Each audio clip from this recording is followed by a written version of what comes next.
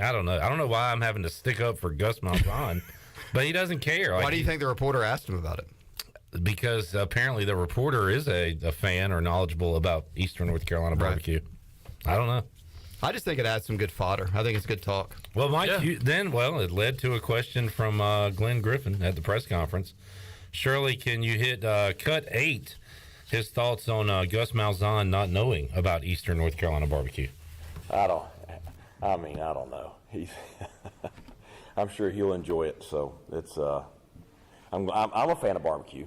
So I love Eastern North Carolina barbecue. So, but I don't know whatever the delicatessen is down there in Orlando. So we'll make sure he gets a plate. Just got to. I'm having an argument over which place it comes from, Parker's or B's or Sam Jones. You know, they've got an argument over which one's best, and now we got Mission here in town too. So we've got a lot to choose from. All right, Mike Houston retorts. It's the barbecue debate between Mike Houston and Gus Malzahn. Mike Houston has been in Western North Carolina. He's been in South Carolina. He has been in Virginia, and now here in Greenville. He is now he knows about barbecue and all different sorts of barbecue, and knows the places in town to get barbecue. Knows where to go to get them. So I wanted to say, just Big Dog. You hadn't introduced me, so I was going to say my name. I was going to say, it's the person who asked the question at the press conference. The Big Dog. That he did not know that was coming. He was totally unaware. Had not seen the clip of Malzahn, which he told me after the press conference. And I thought he did a pretty dang good job of rattling off the major players in Greenville, like off the top of his head, like he handled it, you know. And it kind of broke him up because he was in a very serious mood talking, you know, actual X's and O's football with Patrick Mason and Steven Igo. And then I broke him apart with that one, and there we had the answer. The Gus press conference was kind of the same thing. It kind of ended. They were talking, you know, obviously East Carolina, UCF, and then the reporter kind of fired off about barbecue at the end, and I think it was just kind of a good lighthearted way to end it. Yeah, I think the average fan really doesn't care about their leading rusher or receiver. They want to hear more about this stuff. Everybody's going to be looking at... If you look at the response today on social media, yes. Yeah. Like, people want to talk about the barbecue for some I'm reason. going to look to see if he has a barbecue stain on his shirt when he comes out of the locker room on Saturday, you know? I mean, that's going to be important. I mean, I did ask him at the press conference. I said, look, can we make sure that we get that man a hot plate after the game? You want to have fun with it now. Like, if you win this game, if you win, if you lose, you don't mention it at all. No. If you win, you served him up. We get Parker's to like ship barbecue to the athletic office at Orlando. Absolutely. And like make a deal, make some memes online about it, have some fun with it. Yes. Yeah. So now we can make this into something, but ECU has to take care of business on the field for that to happen. Right. That's the challenge at hand. Yeah. What do you think, Willie Smith? Man, that's a huge challenge. I mean, you're going to have to dig deep, man. This is the toughest game we've had all year, I think, at this point, man, because you had some wins, you had some losses. And, a lot of those we should have won. But, I mean, this team they look like the real deal, man. They like the real deal. You know, they got the athletes on the team. And we're going to need ECU to come out here, man, and hit them hard early. You know, because that's one thing that slows speed down when you start getting hit hard. You know, so we can come out here hitting them boys in the mouth and you know, the offense go out there and make the plays they need to play.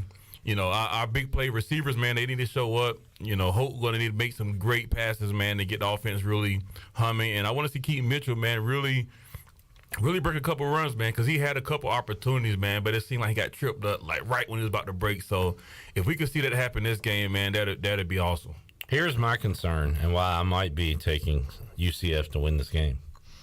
East Carolina scored 49 against Campbell. The next week had 20 against Navy in a dud performance. Scored 48 against South Florida. Scored 9 the next week against Tulane. Scored 47 Saturday. UCF, Willie, is allowing 14 points a game. Yeah. 2 touchdowns a game is their average on the year. Some games they've given up less, some a few more. That is concerning with this ECU inconsistent offense roller coaster that we are due for a dip if the trend continues.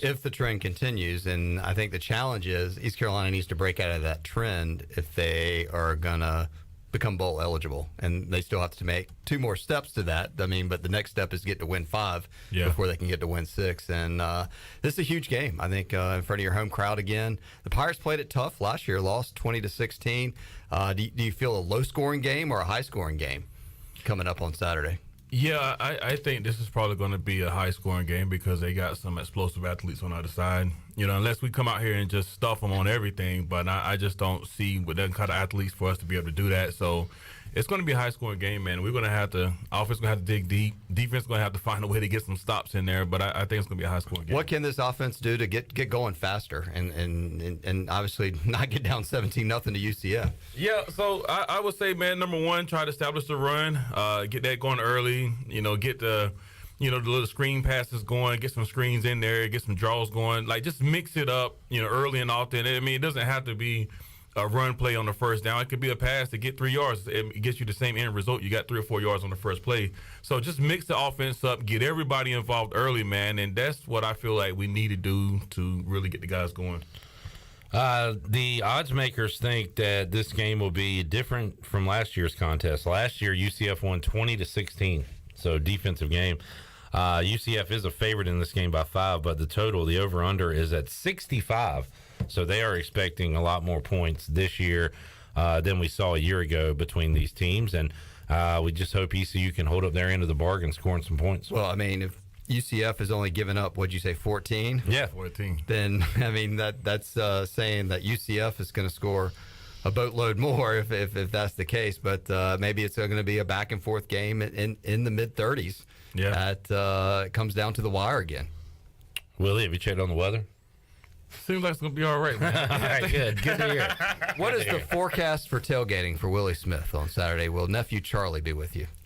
Charlie might be with me. He might be with me. All right. Fine young man. He's an up-and-coming football star, too, right? Yeah. He's at North Johnson High School. He's a freshman this year. All right. I sent Willie a text on Friday night because I saw North Pitt was putting it to Washington, and C.J. Wilson having a great year as first-year head coach of the Panthers. They're playing some ball, Willie. Yeah, they're doing well, man. They had some ups and downs. Obviously, new coach come in. It's a lot of stuff you got to change and a lot of discipline you got to implement. But, you know, the guys are starting to believe, and I think they got an opportunity to do something over there this year, finish the year out. Last night, Ellery, you were sleeping probably, and good for you because I'm tired of watching the Broncos. I'm tired of watching the whole AFC West, to be honest with you. It's just gross. It's not good football. Broncos lose again, this time in overtime, and Russell Wilson and the Broncos 2-4 through 6 games, Willie. Yeah, that's crazy. I watched like the first half of that game last night, and you saw Russell Wilson got 10 for 10 to start. Yeah, they were up 10-0. It was like, good. Okay, finally they put it together. Right. Didn't do anything the rest of the game. Wow. Nothing. It was pitiful. A lot of the people that are sure things, Russell Wilson, Tom Brady, Aaron Rodgers. Are those guys like are they starting to hang on a thread? Are we seeing the end for guys that it used to be like, man, because those used to be, I mean, their picture would sell the game that they would be on. They're the guys that are always the featured Sunday game, Thursday night game, or Monday night game. Right. I mean, you may be seeing a change there, man. I just can't believe the kind of money that Russell's making right now to be playing the way he's playing. He's stealing, man. He's stealing right now. He is robbing them blind. So in the NFL, are you paid on past performance or paid on future performance of what you're? I mean, because it's both, really. I mean, they're paying you off of what you have shown that you're capable of doing, and then, hey, we're going to pay you this much because we want to win. We think you can help us win. So when that doesn't happen, hey, something got to change here. How about the talk, Willie, of Tom Brady going to Robert Kraft's wedding? So he took time away from the Bucs. What was it, Friday and Saturday for a walkthrough, I believe, to travel up north to be away from the team, which I guess they were in Pittsburgh. So I guess go from Pittsburgh to Massachusetts or whatever. Does Robert Kraft get married if Tom Brady's the quarterback of the Patriots?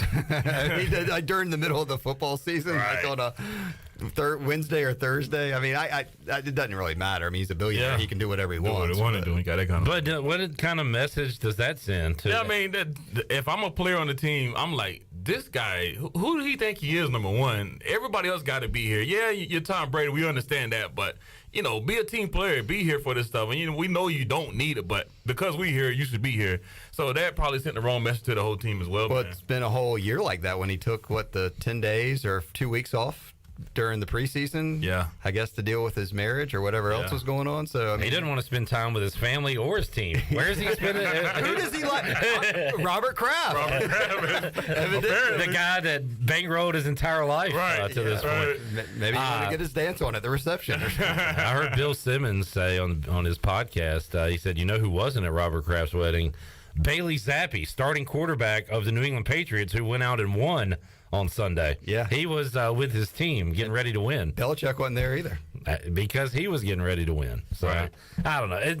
Maybe not a huge deal, but like you said, if you look at it from the guys in the locker room, the same guys he's chewing out on the sideline Sunday. I don't know if you saw that clip. Yeah. But he was up in their face, and they're probably like, hey, dude, we talked about this yesterday. Where were you? Right. We had that play ready yesterday. You weren't here. I mean, can you? I mean, when you have a star, I mean, and no one's bigger than Tom Brady. I mean, but when you've had a big star and a big personality on the team, is there a way to call their bluff? I mean, call them in check, or I mean, I would say the only ones that have that, the ability to do that is somebody that's on his level, that's a superstar player. If you're just a guy that's on the team, man, forget about it. I mean, if somebody else did that, and Willie, you've talked about how you were grinding every day to just stay alive, your NFL dream. Right. If you were like, hey, CJ's getting married, I'm gonna fly down to North Carolina this weekend, but I'll be back tomorrow for the game.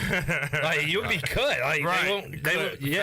Your hotel key will not work when you get back. I mean, with the exception of maybe of a funeral, is that probably the only thing? That would be the only thing. That or a birth. Those are the only two things you're really going to be able to get away. As a normal player, that would be the only two instances where you just wouldn't be like, you know what? Because there's the big deal many years ago when the Giants went down to South Beach or went out on a boat or something, but that was like in between playoff games or something. Yeah, and it wasn't even that. The thing that made it a big deal was like they never won a game after that. Like their record was so bad. Wow. But how about the Worm, Ellerby, Dennis Rodman? Yes, Bulls are in the playoffs, and he goes on Monday Nitro with Hulk Hogan. Yeah, like didn't tell the team. He's just partying. Oh, wow. But at that point in his career, and he's one of Jordan's boys. And heck, Jordan was doing the same crap in casinos and stuff. So who's Dennis Rodman hey, Mike's over there. Go talk to him. I'm on wrestling. You can see where I'm at. I'm on TV. Right. You don't know what Mike's doing. So, that superstar, you get a few, I don't know, people to look the other way when you're really good and have won championships. Well, the good news is the Bucks have the Panthers this week, so it should be a good week for them to bounce back and for Brady to take out all this frustration. They could go to a destination wedding across the country, across the water. They're going to touch down about 11 o'clock on Sunday in Charlotte, roll over to Bank of America Stadium. Tom might go to Mars on Friday, come back for the game. Exactly. Sorry, Panthers fans. All right, good stuff. Willie Smith joining us. Willie, tell everybody how they can get in touch with you if they need some real estate help. Yeah, so if you want to reach me, just call my cell, 258-8168, and look me up online, hashtag Pirate Nation Realtor. East Carolina score versus UCF, Willie Smith. 31-34 Pirates. All right, three-point victory. And take the over by a point. Oh, I thought it was 65. Or was it 60? What'd he say? 34-31. Push. Okay. Yeah, we got to push. There you go. All right, it is PBR Tailgate Tuesday.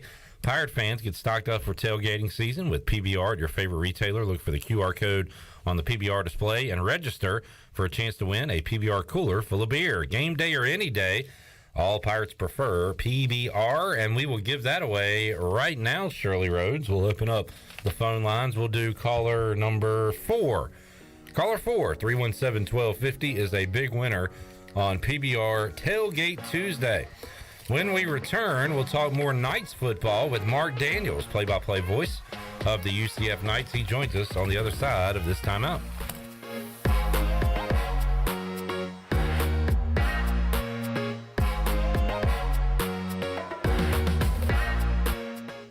So how does short points work? Well, at Jersey Mike's, 6 regular number 13s plus 3 giant number 7s equals a free regular number 13. So Pepsi and Lay's now earn more points towards free subs. That adds up. Exactly. Download the Jersey Mike's app and earn rewards towards free subs with every sub, Pepsi, and Lay's you purchase.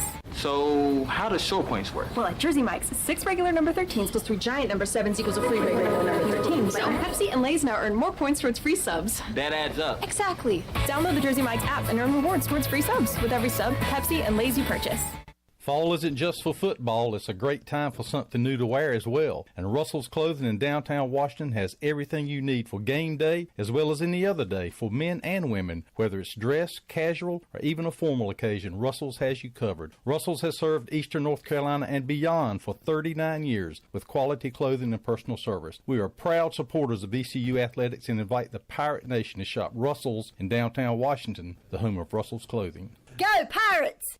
You've worked hard to make your business successful, and that's why it's really important to always have a bank that's in your corner when you need them. This is Chris Richards from First Bank, and our experienced team of local bankers includes Lee Watson, Ashley Capps, Bonner Latham, Josh Hooten, and Heath Nisbet. To get the business services that are right for your business, come and see one of our experienced team members at First Bank on Arlington Boulevard in Greenville. First Bank, together with our customers, we're creating a world where individuals and communities thrive. Member FDIC. This is Holt Nailers. I've been eating at Parker's Barbecue since I was a kid.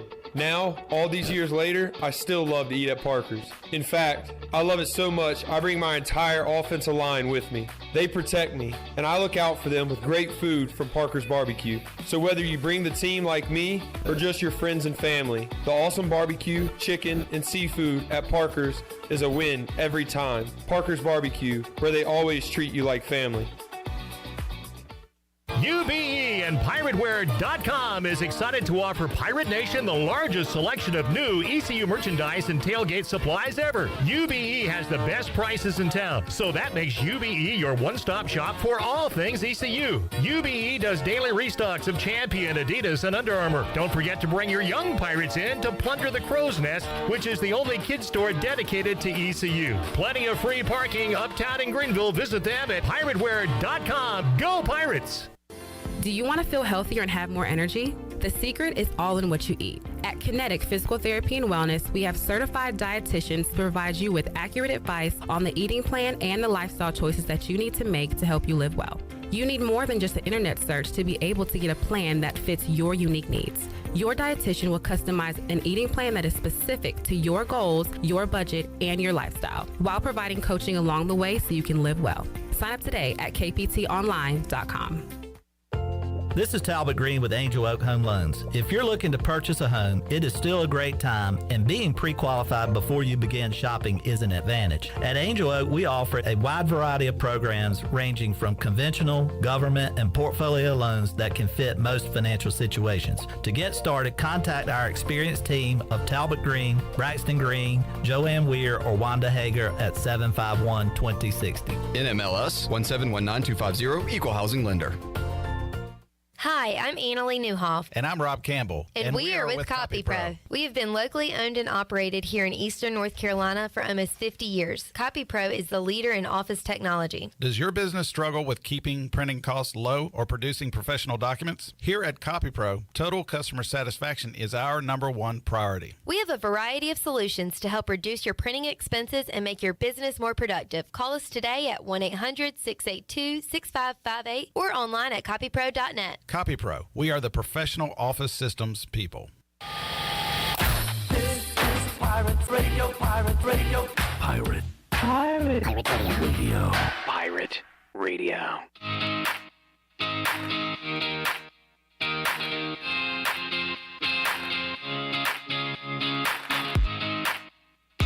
You're listening to Hour 1 of Pirate Radio Live. This hour is brought to you by University PC Care, your local tech support experts for all your personal and business needs. Visit universitypccare.com to learn more today. Now, back to the show.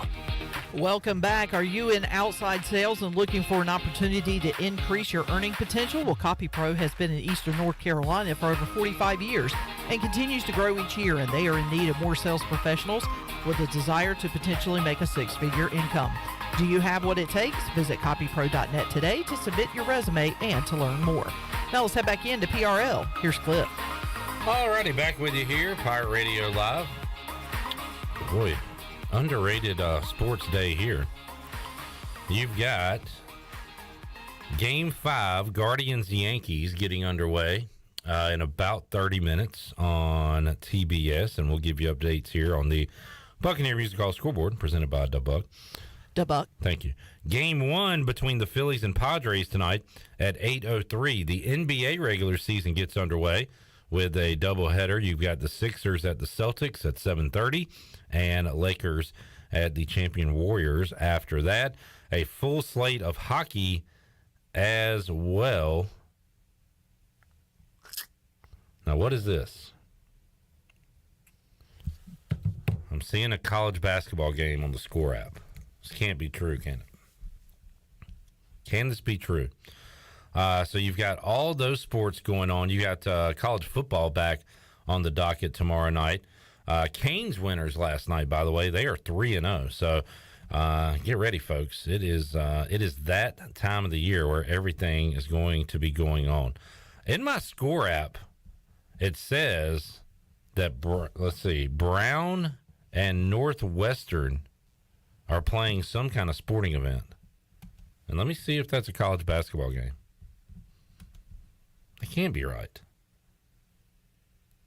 Brown, Northwestern. Yeah, I don't know. I don't know why I'm getting this. This must be a mistake. We got a long ways to go before we get to basketball season, right? So, anyway, no college basketball as far as I know on this evening. We do have Minji's Madness coming up next Wednesday night in Minji, 7 o'clock. So folks can go out and get their first look at East Carolina men's and women's basketball, and they'll be having a lot of fun out there on the hardwood. All right, let's keep the football talk rolling and hear from Marc Daniels, who is the play-by-play voice of the UCF Knights. He joins us here on Pirate Radio Live. Marc, how you doing today? I'm doing great. Marc, good to have you on, and good to have you here in Greenville. Going to be the first trip, I guess, out of Florida for you and the UCF Knights this season. Had a game against FAU, but first road trip of the year for this team this late into the season. A bit of a schedule anomaly, but everybody there ready to hit the road? Yeah, I mean, UCF had a unique schedule where only lead the state 3 times of the 12 games, but the 2 road games at FAU and then the season-ending game at South Florida. Just one of the unique things about how the schedule turned this year. So, yeah, it's the first trip the UCF will take out of the state. Only have 2 more with Memphis and Tulane. You kind of get the benefit 1 year. Next year we'll play 5 conference road games in the Big 12 plus a road game at Boise State. So, you know, I guess enjoy it this year, a little bit more challenging next year. But I know our guys are looking forward to get on the road. Marc Daniels joining us, voice of the Knights. And, Marc, UCF coming off a 70-point performance. We still talk about a 70-point performance East Carolina had years ago against North Carolina. And I remember from that game we had a bomb to open the game on the opening possession. We had a pick 6 for a score, a 3rd and like 28 draw play that went for a touchdown. So everything has to go right for 70 to be put on the board. How about the performance from UCF last week? What was clicking for the Knights? Well, it started off kind of a little bit of a slow start. UCF saw Temple go down and score and get a field goal, and then Knights scored. It was a 14-13 UCF lead, and things kind of it was a 14-10 UCF lead. Temple got a field goal, then UCF scored 8 straight touchdowns, and their offense really began to click. I think John Rice Plumlee began to get comfortable from an RPO standpoint, and then UCF's defense, which got off to a slow start against a freshman quarterback that Temple had, began to figure some things out. They began to force some 3 and outs, and then things just kind of snowballed. They had some big plays from running backs and wide receivers, and the game kind of got carried away from there. So it was a good football game. UCF did some things offensively in the game. I think they felt like they were able to do some things. I don't know if they thought they would have scored 70. It just kind of ended up being that, but yet you don't get to carry any points over from 1 week to the next. So it's back to 0 as you start to the game on Saturday. UCF averaging 261 yards a game. That was a big discussion at Mike Houston's press conference this week, and he was asked about the running attack, and it sounds like it's coming from a lot of different guys, Marc, including the quarterback. So how many heads are on this rushing monster for the Knights? Well, John Rice Plumlee, the quarterback, he's a dual threat guy. And as far as yards rushing, he leads the team with 468, 7 touchdowns. Isaiah Bowser was effective last year for UCF, a Northwestern transfer that played really well when he was healthy, got dinged up a bit. He's got 9 touchdowns this year. And then UCF throws in a mix of guys. Johnny Richardson's undersized 5'7" speedster. R.J. Harvey's a guy that was a high school dual threat quarterback that went to Virginia, transferred to UCF, and probably was in position to be the starting running back last year, but he tore his knee up, and now it's just getting healthy. So, and then they use Ryan O'Keefe, their speedster wide receiver at times, in jet sweeps or shuffle passes and things like that. So it comes in a variety of ways. I think Gus Malzahn kind of has a feel as to how the game is going and how he wants to use it, but Gus truly wants a balanced offense, and UCF, is running for 261 and passing for 264, so it's hard to get more balance than that. But the key has been in the last 2 games to play of John Rice Plumlee. He's been very effective after a game in which UCF beat Georgia Tech by 17, only threw for 49 yards. Well, last 2 football games, he's 38 of 51 for 698 with 6 touchdowns and no picks, and I think he's a lot more comfortable. I think they found a little bit more of the RPO game that suits him, moving some of their wide receivers in motion or lining them up in the slot to try to take advantage of some matchups. So he's just more comfortable the last couple of weeks. That's been the biggest difference for UCF in their wins in kind of blowing out SMU in the second half and then the lopsided game against Temple. Talking to Marc Daniels on the Pit Electric Live line. It'll be East Carolina and UCF, 7:30. Our pregame coverage begins 3:30 Saturday right here on the Bud Light pregame tailgate.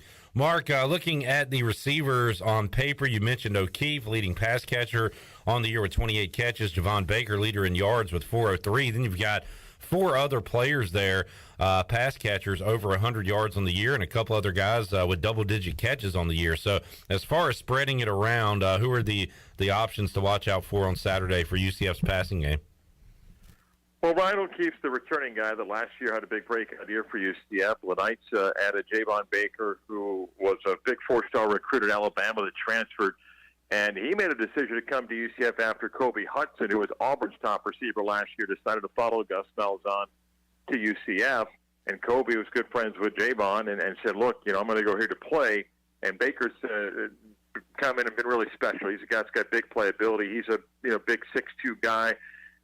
Kobe Hudson missed a couple of games, and now last 2 games been very productive for UCF. Caught a deep ball last week. So those are the 3 main guys that UCF uses. They also mix in a tight end and Alec Holler. So it's kind of been, depending on what game, who's had a hot hand. Last week it was Ryan O'Keefe, and Kobe Hudson went over 100 yards. And UCF went deep a couple of times on a 68, 64-yard touchdown pass. So, it's a typical UCF team in the sense of skilled guys with great speed. UCF wants to try to get one-on-one matchups and get guys in space, whether it's been Scott Frost, Josh Heupel, and now Gus Malzahn. That same speed that UCF has, I think, built a reputation for, is, again, part of the 2022 team. Talking to Marc Daniels on the Pit Electric Live line, voice of the UCF Knights. Marc, the lone loss of the year came to Louisville, and, you held Malik Cunningham, especially in the passing game, down with just 201 passing yards. He was able to run the ball pretty effectively, but even in that game, the defense only allowed 20 points in that loss. So how about defensively for this UCF team? We saw it last year against East Carolina. It was a defensive struggle for much of that game with the Pirates. So how about this year? Looks like they're playing some high-quality defense. Yeah, Travis Williams, one of the better young defensive coordinators in the country. Last year, Travis kind of learning the personnel that he had. The second half of the season, they were much better defense, except the SMU game. And this year, they've been excellent. They've given up 9 fourth-quarter points of the entire season, holding teams to right now 14 points a game, which is 8th best in the country, giving up just 337 yards a game. And the last 2 football games, against SMU put up a bunch of yards to start, basically shut down second, third, and fourth quarter. Temple got off to a big start the first quarter, basically shut down. So they bent a little bit the last 2 weeks, but then figured things out and made it really tough. They've got a couple of really good defensive ends, Trayvon Morris-Brash and Josh Seliscar, a couple of talented linebackers, Jason Johnson's an Eastern Illinois transfer, Jeremiah Jean-Baptiste, been at UCF his entire career. And the strength of UCF's defense is secondary. They've got about 7 guys that they rotate in. Probably 4 of those guys are going to get a chance to play on Sunday, and they do a great job in coverage. That's what makes this matchup Saturday very intriguing because of ECU's skill at wide receiver. But they're a team that doesn't take a lot of gambles. They're not going to blitz a whole bunch. They trust their base defense, cover really well. They'll pick their moments, on a corner or safety blitz. But they played well, and they've done an excellent in-game adjustment situation multiple times this year against FAU early in the season, against SMU and Georgia Tech, and even last week against Temple after they had a hot start in the first quarter. So it's a fast defense. It's a defense that has made it tough on opposing teams this year to kind of have success over the course of 4 quarters. And as I said, they've been excellent late in a football game, just 9 fourth-quarter points in 6 games. Marc Daniels joining us, Pitt Electric Live Line, ECU, UCF going at it. And how about this 4-game stretch for the Knights? And you only play one at a time, Mark, but for ECU's perspective, they're hoping that UCF is peeking ahead to a homecoming date against Cincinnati on October 29th. After that, on the road at Memphis, who has shown they can lose to anybody or beat anybody any given week, and then Tulane in the top 25, a road date there. So that is a heck of a stretch coming up for the Knights. But to use that old phrase, Mark, I guess control your own destiny. Right now, UCF controls their destiny when it comes to the American and perhaps a New Year's Six bowl game if they can be the top-ranked team out of the Group of 5. And it's looking like that, you get through all these games, Mark, that could very well be the Knights this year. It is. It's a challenging schedule for UCF because of 4 quality opponents. And, again, you can only one game at a time, so you can't really look ahead. I don't think UCF is looking ahead towards Cincinnati next week, or Cincinnati either. They play at SMU, and they've got some injured guys who are hoping to get back. So, look, there's great respect for East Carolina. We know it's a tough place to play. We know the high-powered offense that the Pirates have, and I think Gus has done a good job of making sure his football team understands that. And I think that, they know they're in for a fight. And should they come through these next 4 games, it doesn't really get easy because then you face Navy team and the unique challenge that they bring, and then you end the game, and the season against your rival. And despite South Florida's struggles, you never take those games for granted. So if by some chance they do make that run, I think they would have earned it. But we'll learn a lot about UCF over the course of the next month. And look, if you're trying to do, those things of reaching your goals, then you need to earn it. And they'll have that chance to do it. And like I said, we benefited by playing 5 of the first 6 at home. You'll play 4 of the next 6 on the road. And, that's where championships are won. So it starts on Saturday with the first of what will be really 4, but really 6 tough games down the year. Marc Daniels joining us. Mark, while we got you here, you will quickly be turning the page to some UCF hoops. So give us an outlook on Johnny Dawkins' team and what you think we'll see on the court this year from UCF. Well, UCF and everybody else, the more than 300 teams in college basketball, have one thing all in common. There's new faces.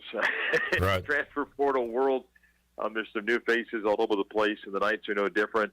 They've got some talent that they brought in from other schools. Michael Durs, a big 7-foot center that started at South Florida, went to Indiana, transferred to UCF. They've got a set of twins that have come in as freshman basketball players, one really special guy up front, some returning players. C.J. Walker up front for UCF is, I think, one of the better bigs in the American. So it'll be interesting. Like everybody, you kind of think, is it somewhat of a transition? I think Johnny Dawkins and his staff, you're always focused on the season at hand. They've tried to also take a look at where they're going in the Big 12 next year to sell that to particularly the freshman class this year. How do you get them some playing time so you go into that grueling conference next year with a little bit of experience? So it's how do I try to compete this year and get that recruiting process going for the Big 12. So I think there's some level of excitement for UCF. We know that the top of the league is, very top-heavy, obviously, with Houston and Memphis. Then after that, I think it may be a crapshoot down as to who could possibly finish towards that top spot behind those 2 programs. So I think are the rightful favorites. But, football has still got a second half of the season. We all got a basketball game in about 2.5 weeks. It's all a fun time for everybody. Oh, yeah. Busy time for sure. Marc Daniels joining us. Mark, appreciate your time today. Have a great call on Saturday, and we'll talk to you again down the road. Okay, guys. Thank you. Marc Daniels, play-by-play voice of the UCF Knights. Our last date for a while, forever, with UCF. We shall see on the football field coming up this Saturday. UCF, a 5-point favorite in the contest Saturday night. We'll be with you 3:30 Saturday on the Bud Light pregame tailgate and late night on the U.S. Sailor 5th quarter call-in show.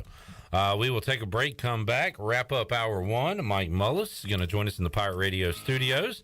So we'll talk to Mully. We got a baseball game about to begin in 17-ish minutes. Game 5, Guardians and Bombers. Winner goes to the ALCS. Take a break, come back. More to go. Pirate Radio Live after this.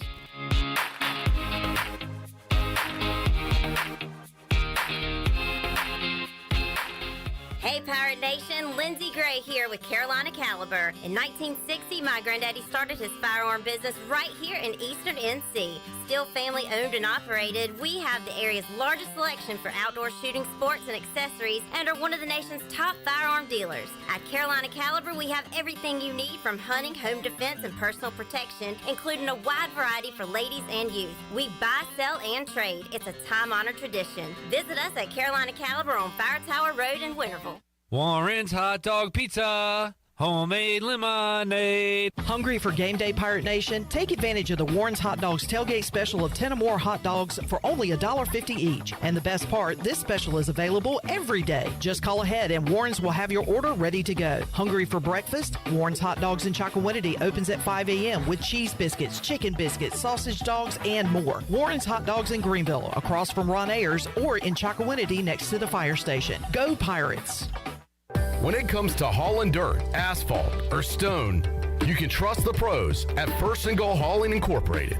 They have a fleet of dump trucks ready to get the job done. And best of all, it's owned and operated by ECU football alum Dakota Marshall. When you have a big job and you need it done right, count on First and Goal Hauling, where it's a touchdown every time. Keep up with Dakota Marshall and First and Goal Hauling by following them on Facebook today. This is Stephen Igo. You've heard from me plenty on Pirate Radio Live and perhaps have read some of my work on hoistthecolors.net. Now, get an extension of our in-depth coverage on the Hoist the Colors podcast. From game previews to immediate post-game analysis to emergency podcasts for breaking news, we've got you covered. A cast of guest co-hosts from fans, former coaches, and other writers join me for 2 podcasts weekly to break down all things ECU athletics. Subscribe to Hoist the Colors now on Apple Podcasts, Spotify, or Google Podcasts. The icy treat that can't be beat is Sparky Snowballs. From big kids to little kids, Sparky Snowballs has been making smiles happen for over 20 years. If you're not in the mood to chill out with a snowball, Sparky's funnel cakes and fried Oreos are a perfect Sparky-licious treat every time. Are you having an event, party, or fundraiser? Call Sparky's to come on site. Remember to follow Sparky's on Facebook or visit SparkySnowballs.com to see where they'll be next. Do you need custom t-shirts, apparel, or promotional items for your business, organization, or event? Keep it local. Print it local with University Sportswear. UniversitySportswearENC.com is your one-stop shop for all promotional products for your business. With over 1 million items to shop from, UniversitySportswearENC.com offers high-quality products at prices to fit any budget. Visit UniversitySportswearENC.com for contact information and to get shopping. UniversitySportswearENC.com, the official sportswear provider of Pirate Radio. Welcome to US Cellular, where new and current customers choose any phone they want for free. Free? Even the one with 5G and lots of storage? Free. And the one with the latest everything? Free. At US Cellular, any phone you see is free, whether you're a new or current customer. US Cellular, America's locally grown wireless. Terms apply. See uscellular.com for details. We all love using Uber Eats, DoorDash, and grocery pickup. It makes life so much easier. Well, now there is cellular delivery, and the team at Cellular Warehouse has perfected the process. They will deliver your new phone right to your door with all your information loaded on the new phone, and the best thing is there is no charge for this awesome service. And you don't have to waste half the day sitting in a Cellular store. Call Toby Williams today at 252-799-7051 and let his team of experts make your cellular delivery today. Cellular Warehouse, your local U.S. Cellular authorized agent, serving all of Eastern North Carolina. Hi, this is Phil Steele of Phil Steele's College Football Preview Magazine, and you're listening to Pirate Radio, the voice of Pirate Nation.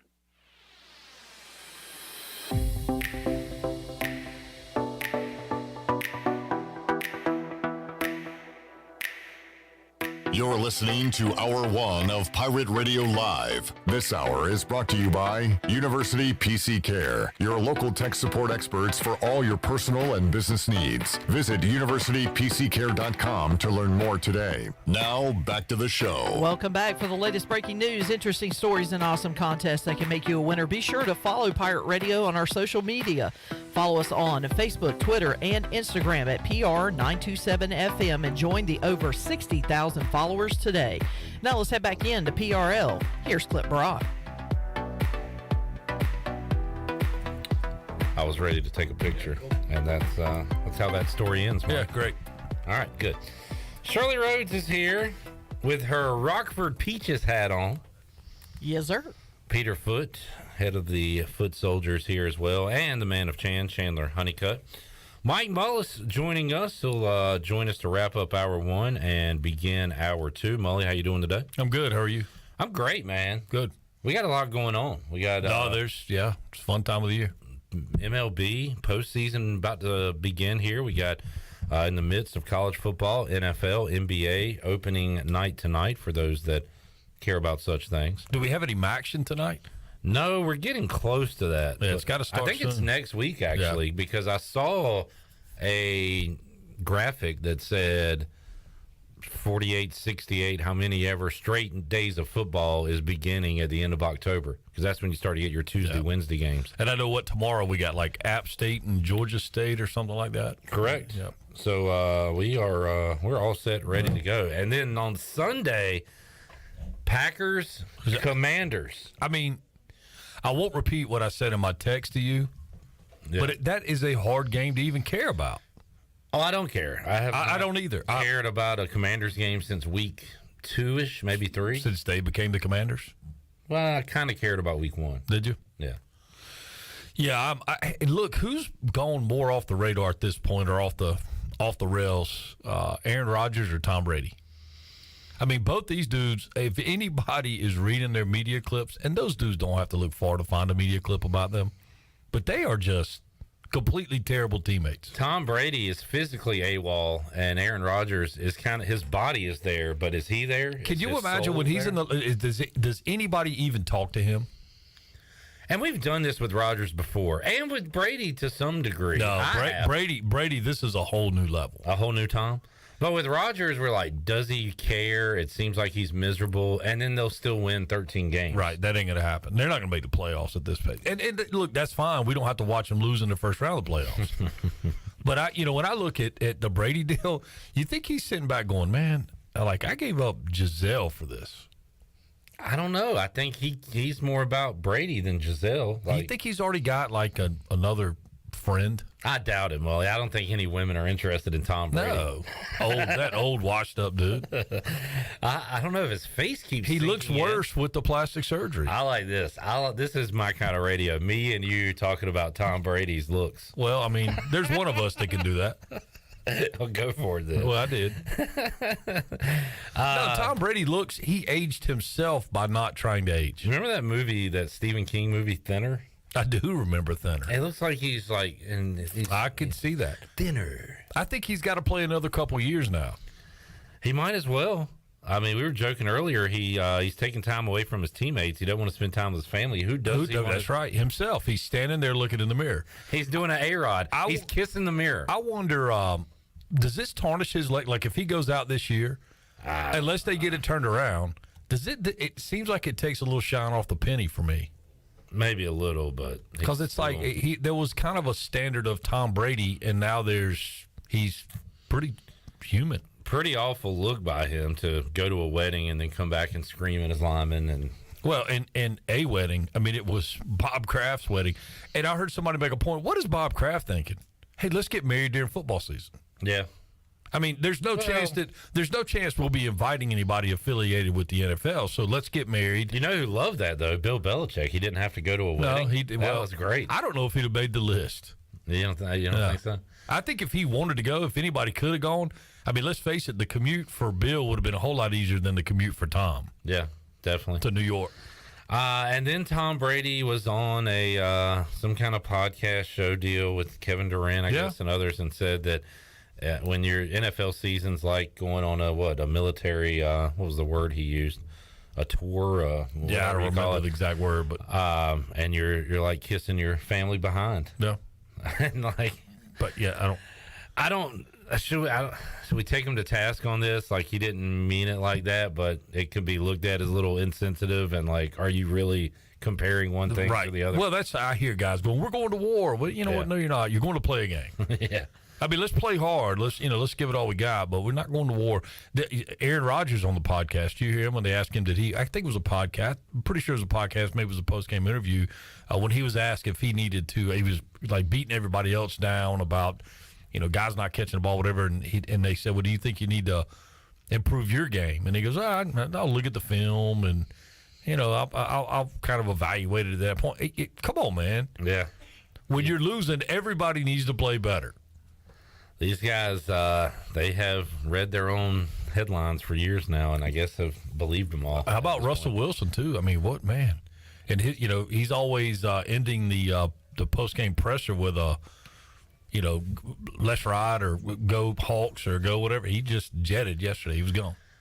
Yeah, not much else you can say. They stink. Their coach is awful. Their team is awful. They are bad, bad, bad. They're terrible. How about how last night ended, where the guy tried to catch a punt with his midsection, basically. That's terrible. And fumbled the ball, and Chargers win. They didn't look very good either. I'm sick of the entire AFC West. I guess sans How do they have 4 wins? I mean, I know they beat 4 bad teams, but how do they have 4 wins? The Chargers are 4-2. Yeah, they are. And Herbert, I like Herbert, but watching him last night, I guess credit the Broncos D. They have been good all year. But he's scared to throw it beyond 5 yards, or at least he was last night. Who the other team that comes to mind in the college ranks that has a really good chance to end up like 11-1, 10-2 is Carolina. Will that be the worst 10-2, 11-1 team in the history of college football?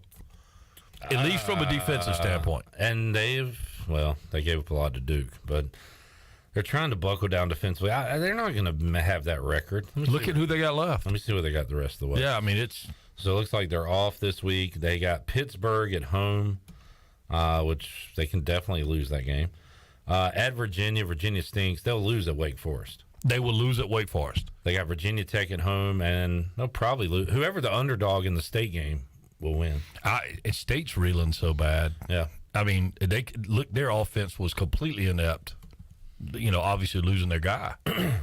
That Jack Chambers we saw last year in Dowdy Ficklin Stadium has not shown up yet. Well, and I don't know. We'll see what happens. Obviously, you don't have to be a genius to realize that is everything for them right now.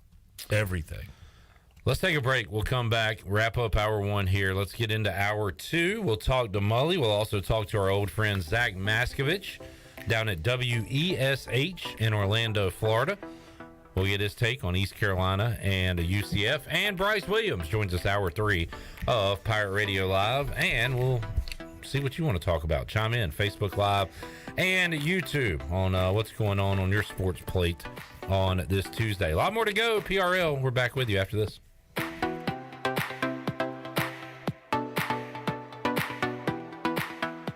The Buccaneer Music Hall is your beacon of music in the land of pirates. The doors open at noon, 7 days a week. And the Buck has live music every night, along with football. Monday is open mic night, the first Monday of each month. Tuesday, it's karaoke with DJ Captain Morgan. Wednesday, it's acoustic night. Thursday, it's the dance party with DJ Kid Scene and live music every Friday and Saturday night with the best bands on the East Coast. Follow the Buck on Instagram for information and schedule of events. This season, party like a pirate at the Buck. Flight by Yingling. It's the next generation of light beer. For those who don't follow trends, but craft them. Flight by Yingling is 12 ounces of uncompromised refreshment from America's oldest brewery. With only 2.6 grams of carbs and 95 calories, this is premium refreshment 6 generations in the making. Don't just raise a glass, raise the bar. Flight by Yingling. Available wherever beer is sold. DG Yingling & Son Incorporated, Pottsville, Pennsylvania. Please enjoy responsibly. Beauty Bar Medi Spa wants to know if you are ready to fall into beauty October 7th through the 14th. All services and products will be on sale. Botox, filler, painless laser hair removal, facials, RF microneedling, rejuvenating laser treatments to treat brown spots, wrinkles, texture, veins, and skin tightening. And now, the only facility in the area to offer non-surgical under-eye fat pad treatments. BeautyBarMedispa.com, Red Banks Road, Greenville. Go Pirates! Before you hit the road this travel season, be sure to get your tires inspected by the tire guys at Greenville Auto World. The Greenville Auto World service team sells all the top brands and economy tires if you need a new set. Need an oil change, state inspection, or AC repair? Greenville Auto World can work on any type of vehicle, and the monthly oil change special is only $29.99. Make an appointment now by calling 364-8730. For award-winning service, trust Greenville Auto World. Are you suffering from anxiety, sleep issues, or chronic pain? Have you heard of CBD? You can learn about the benefits of CBD right here in Greenville at the Hemp Garden. Hemp Garden offers a variety of products and solutions that are truly making a difference in our community. Hemp Garden also provides products that can assist with energy and focus. Have a pet? Come check out their selection of CBD pet products. Visit Hemp Garden to speak with a CBD specialist in a relaxed and welcoming environment today. Exclusive discounts are offered to first-time customers. Hemp Garden, located at 3040 South Evans Street in the Target Shopping Center in Greenville. Hey Pirate Nation, this is Holt Nailers, and when it comes to getting your family together, there's no better place than Familia, which is Italian for family. Familia is the place I like to bring my football family, especially my offensive linemen. Whether it's great New York-style pizzas, homemade meatballs, lasagna, chicken parmesan, or delicious homemade desserts, Familia is a winning play every time. For dine-in or takeout, make Familia your go-to play when you have a hungry team. Familia on Fire Tower Road near Pitt Community College. Go Pirates! Come and explore great shopping in downtown Washington at Naughty Life. Hi, this is Gina from Naughty Life, and new fall merchandise is arriving every day, featuring all the new Yeti products, like the loadout buckets and waterproof dry duffel bags. We have new fall clothes for men, women, and children. At Naughty Life, we have something perfect for any occasion, like new jewelry and a great selection of sunglasses from Costa, Reflect, and RCI. Visit Naughty Life on Main Street in historic downtown Washington, and like us on Instagram and Facebook. Welcome to US Cellular, where new and current customers choose any phone they want for free. Free? Even the one with 5G and lots of storage? Free. And the one with the latest everything? Free.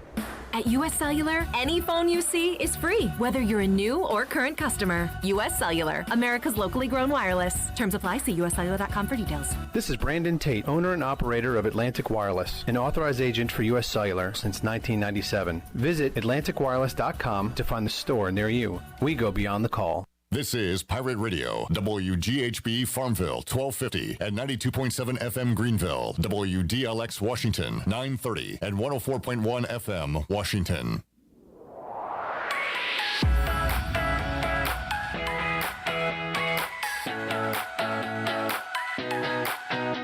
You're listening to Hour 2 of Pirate Radio Live. This hour of PRL is brought to you by First Bank. Together with our customers, we're creating a world where individuals and communities thrive. Visit the First Bank location on Arlington Boulevard in Greenville for all your personal and business banking needs.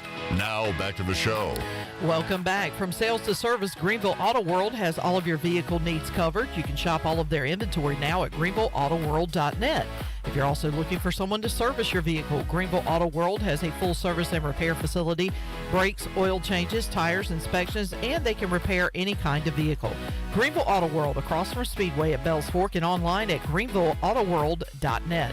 Thanks to Tim Sutton and Jim Rogers for their sponsorship of the program. Now let's head back into Pirate Radio Live. Here's your host, Clip Brock. All right, back with you, Pirate Radio Live. Yankees and Guardians underway. Game 5 of the series. Winner going to the ALCS. Leadoff hit for Quan, and then I believe that was Rosario. Maybe. I think that's right.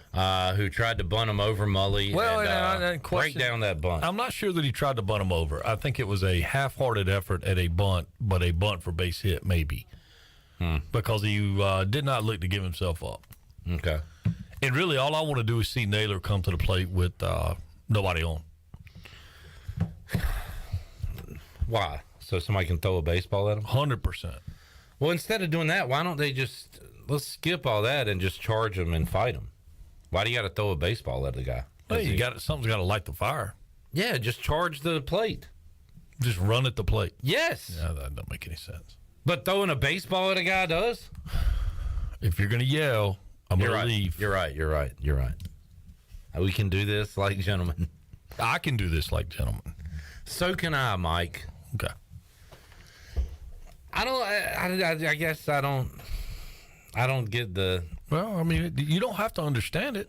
Well, talk it through me and help me understand it. This has been too many years of trying to explain this to you. Guy hits a 500-foot home run. Rocks the baby. Goes around the bases like an idiot. Says that Cole is his... He's my little son. My little son. He's my son. Right. Rocking the baby. Yeah. I mean, he's hitting 222 in the series. Yeah.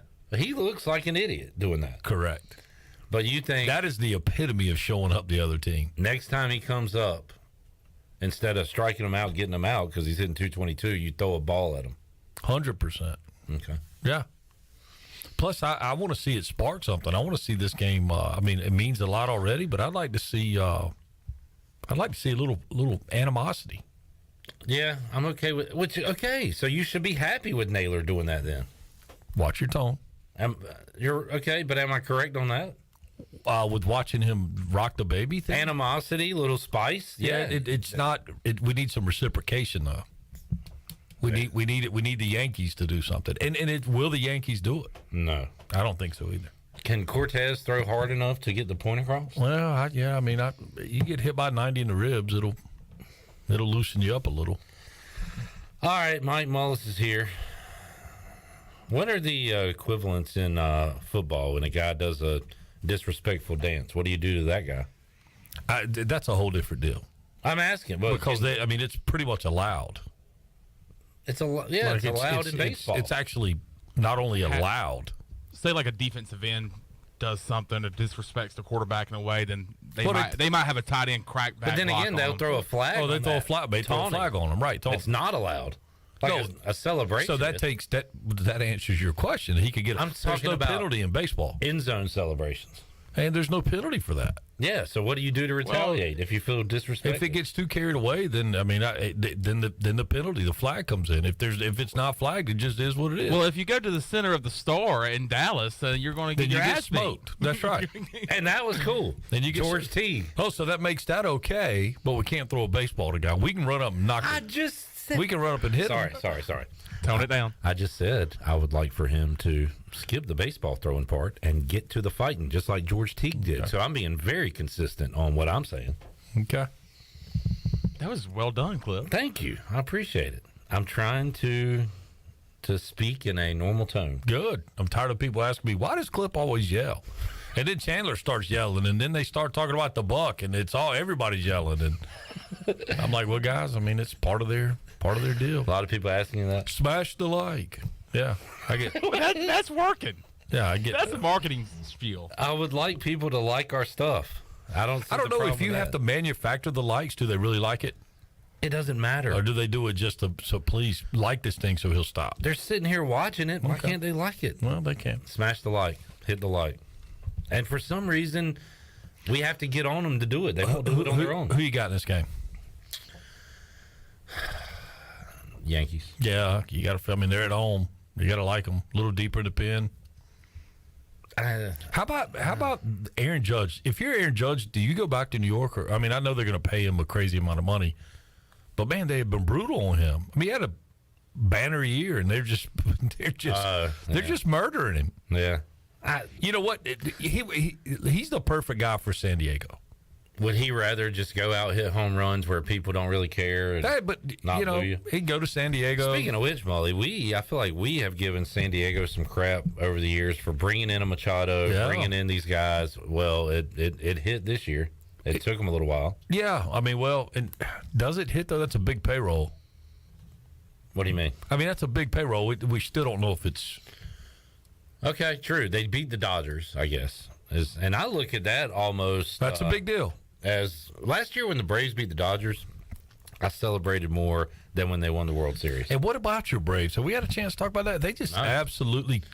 They went out with cashed that last game in. Yeah, a lot of Ks. His performance. What was the ball off the wall or something? He just kind of let it go. I don't know. It was bad.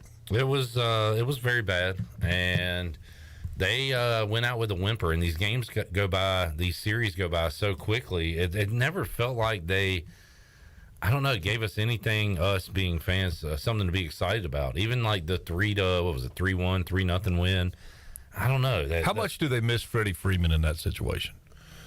If not only production wise, but I mean just like his presence. He could have had the last strikeout for us, like he did with the Dodgers. Well, he could have, but I know, yeah, because he obviously is still a Brave, even though he's wearing Dodgers gear. From a performance standpoint, I don't know, but Matt Olson had one of the 2 home runs in the series for Atlanta. But from look, last year it was such a lightning in a bottle thing, to use the phrase, with Rosario went absolutely insane. I was looking at the highlights from last year's playoff run for Atlanta, and just about everybody in those highlights was not here this year. It was Soler, it was Jock, it was a completely different Rosario, Ozzie Albies, who was out with injury, and there were Adam Duvall. But that was also last year's team at the All-Star break. So at the All-Star break, their team changed quite a bit. Yeah. Second half of the season. They kind of had 3 teams over the last 2 seasons. Correct. Yeah. You're right. And I don't know. You just got to get hot and not looked at as a World Series front runner going into the playoffs last year. The Phillies certainly weren't this year. No. I don't know if the Padres were. If the Guardians win this game, they certainly weren't. And that leaves the big bad Astros. And what ends up happening, I was thinking about this the other day, Rod. You know, you end up with a less than sexy World Series. No doubt. Which is the last thing baseball needs right now. What is the least sexy? Oh, God. Guardians, Padres? Any combination of the teams you just mentioned as teams that weren't supposed to be there are pretty unsexy. There's not even one that you go, well, this would be redeeming. Astros is the sexiest just because they still have some, like, vitriol behind their name. But, well, Yankees would be the most, yeah. Yeah, well, I mean, you were saying that Cleveland gets through this. Right. So, I mean, if you have all the that's ugly. I think the most sexy, I like using this word a lot today, the most sexy outcome that could be to this point is Phillies-Yankees. Yes. And I know the Phillies aren't great. They got Bryce Harper. And you remember years ago I said no team will ever win a World Series with Bryce Harper? Yes. And I kind of walked it back a little bit as he's gotten older. I even said, you know what, now that he's not like the guy, he's a good player, but he's got other players around him of his ability because he's kind of come back to the pack. Maybe they have a chance. But I still think there's just so much mustard on that dog. I don't know if they'll get it done. I like watching Rhys Hoskins. He's got a lot of power in his bat in that lineup too. Yeah, I like Rhys Hoskins. Real Muto. I don't. Well, of course you don't, because you're a Braves spike. No, that's fine. Should we hit him in the face next time we play him? Look, I could deal with a spike. I'm even getting to the point with like you walk a team off and you flip a bat up in the air. I get that. But running around the bases, rocking the baby. Yeah, that's a little much. I mean, that was and looking at the pitcher. And yelling the whole time. And looking at the pitcher. But he's the one that looks like a buffoon. If there was a way to throw a flag on that, they would have thrown a flag. Yeah.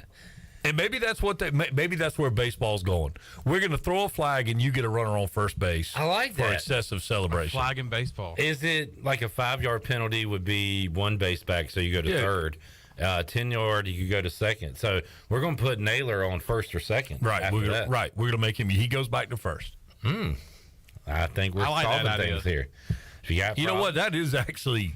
I mean, it's not a great idea, but it's actually something to think about. Can you imagine, Mully, the umps come out there, discuss, they point to the base you got to go back to, and like, right? Please be third. Come on, right? Third, right? Second. But you know what? In professional baseball, especially, the difference in going from first to second base is a huge deal. Yeah. Look, baseball brought to their game, they brought the announcing after a review, after a review. More like football. Now you can bring out flags and you can, deduct bases from the players. I like that.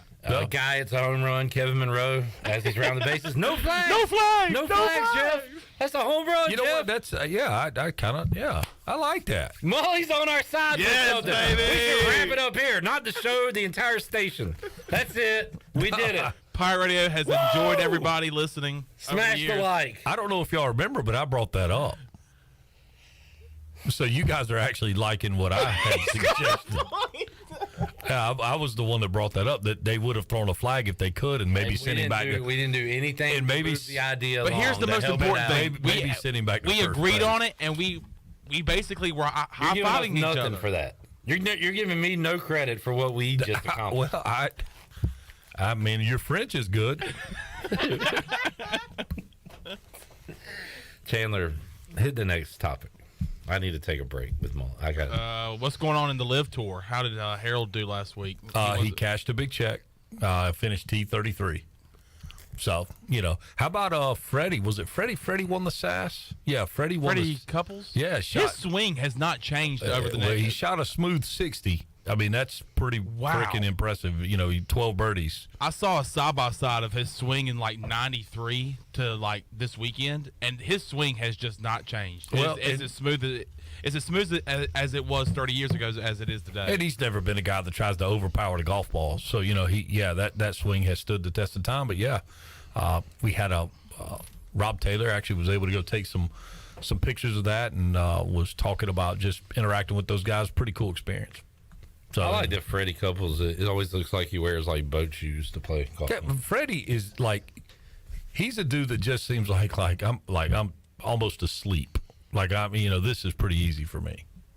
Even at was he 55 now, something like that? Maybe even a little older. I really don't know. All right, Chandler, good job. Hit the next one.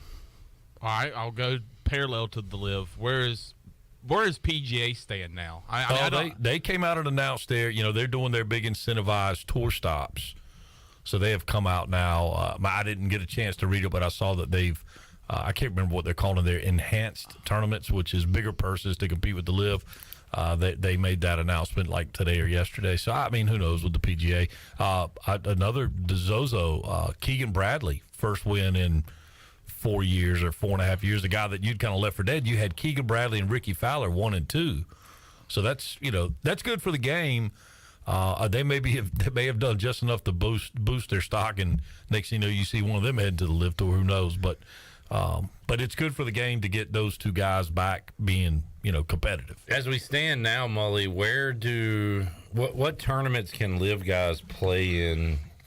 Can they go Masters? Good luck. There's been no official statement yet. It's all based off world golf rankings, everything except for the Masters. The Masters can invite me and you. I mean, if they wanted us to play. So last year there was Live Tour members playing in what major? They played. British played in maybe the Masters. I can't remember. It's become so muddled. One of the later ones, I feel like. But they, it was the guys that still had the world golf ranking. To be there, right? So that's going to exclude them then. And the FedEx Cup had some guys down the stretch in the playoffs that were still eligible. So, I mean, who knows? The Live Golf Tour made this move to join up with the MENA Tour or something, which is a tour somewhere overseas that is they get world golf ranking points. So they've kind of partnered with them as an affiliate. And so they can back channel. So they can back channel. But the problem is, so many of their events, how do you give points when everybody else is getting points based off going off, tee times, and they're playing 72 holes? How do you give 54-hole credit and you're playing shotgun start games matches? It's apples to oranges. Yeah. It is the epitome of that old cliche. Molly Mullis joining us, Pirate Radio Studios. Molly, we got a little problem here.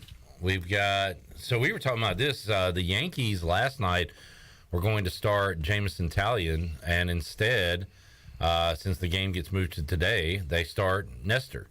The Guardians were going to start Savali last night. Instead of going to Bieber, they stick with Savali today. And now we wonder, is Bieber available? I got to imagine the hooks are going to be they'll be quick, pretty quick in this game 5, Molly. Well, this is a good strikeout guy. Giancarlo. Yeah, so I don't think they would go quick matchups right now, but this is this is definitely this is a favorable matchup, right on right. Big strikeout guy. Problem is he can also make it a 3-run game with one swing. I don't know that he'll see anything to hit in this at bat, or not much of anything to hit, but we'll see. 2-0. 2-0, 2 This on. is the pitch right here. Oh, and he crushed it. Yep, hit it out of there. He is strong, man. I mean, and that's just a non-competitive miss. He misses. He misses in his barrel. I mean, he misses, mid-thigh fastball, not away. It kind of gets to outer third. Man, that's just in a 2-0 pitch. I mean, you got to bounce that. You got to do you do anything other than that, obviously. And if you think you're going to beat him away with that short porch there, that's not going to happen. I would love to see the spray chart on how many balls he's hit out to right. Opposite field, line drive, laser run into right field for Giancarlo Stanton. Kind of on cue. He can make it a 3-0 game in a hurry. He did what Mully said don't do, and that's give him one right there. You see where that, that pitch is. That was fat. That is just just a awful pitch.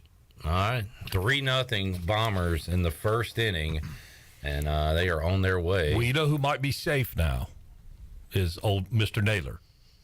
Because I don't know if you hit a guy to put him on.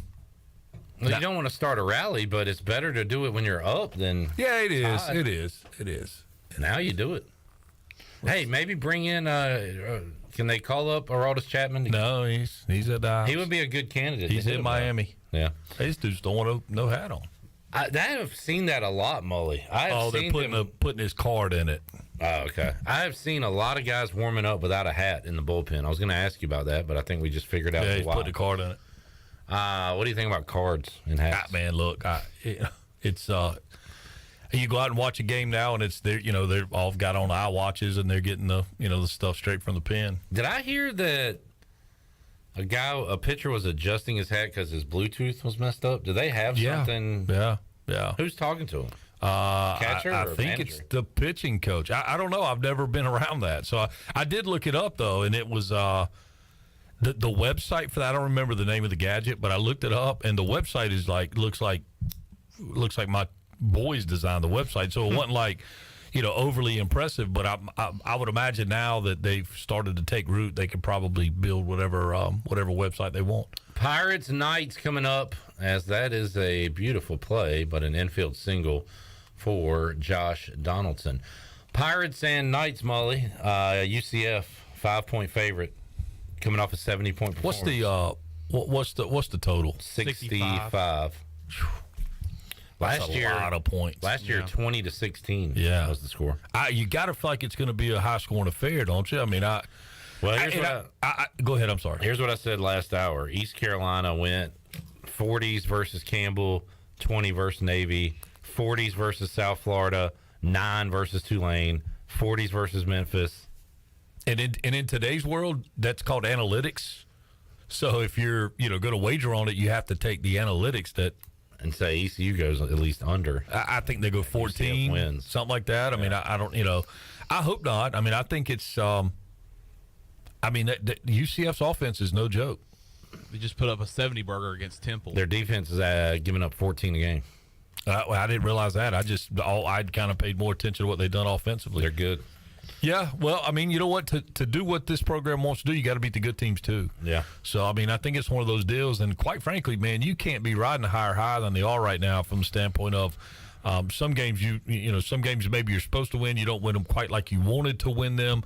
But you can pull a lot of positives out of what, from a team effort and from a grittiness standpoint, from what you saw from the Pirates the other night. So, I mean, I think it's one you build on. The bounce back coming off a tough L. I mean, there's a lot of positives that came out of that game. Obviously, would have liked to see a just nice, clean thrashing, but it is what it is. Yeah, we don't get a lot of those. But great comeback for the Pirates, and 4 overtimes. Their bodies are feeling it, but like you said, hopefully some momentum that can carry through. Yeah, that's kind of, you get the guys together and go, well, she might not have been the prettiest at the dance, but she had a good personality, and you'll take the win however you can get it. That's why you hang out with me, right? That's exactly right. You just dance with the one you got. I appreciate it. All right, Mully, great segment. Great showing. No, that's what I do. Baseball flags. That's the thing we came out of with today. Today's appearance. Take a break. We are You are geniuses. such a me diva guy. Unbelievable. Shirley, hit music. Get this guy out of here. Zach Maskovich joins us when we return. We'll talk some UCF football, get his thoughts on Pirates and Knights after this.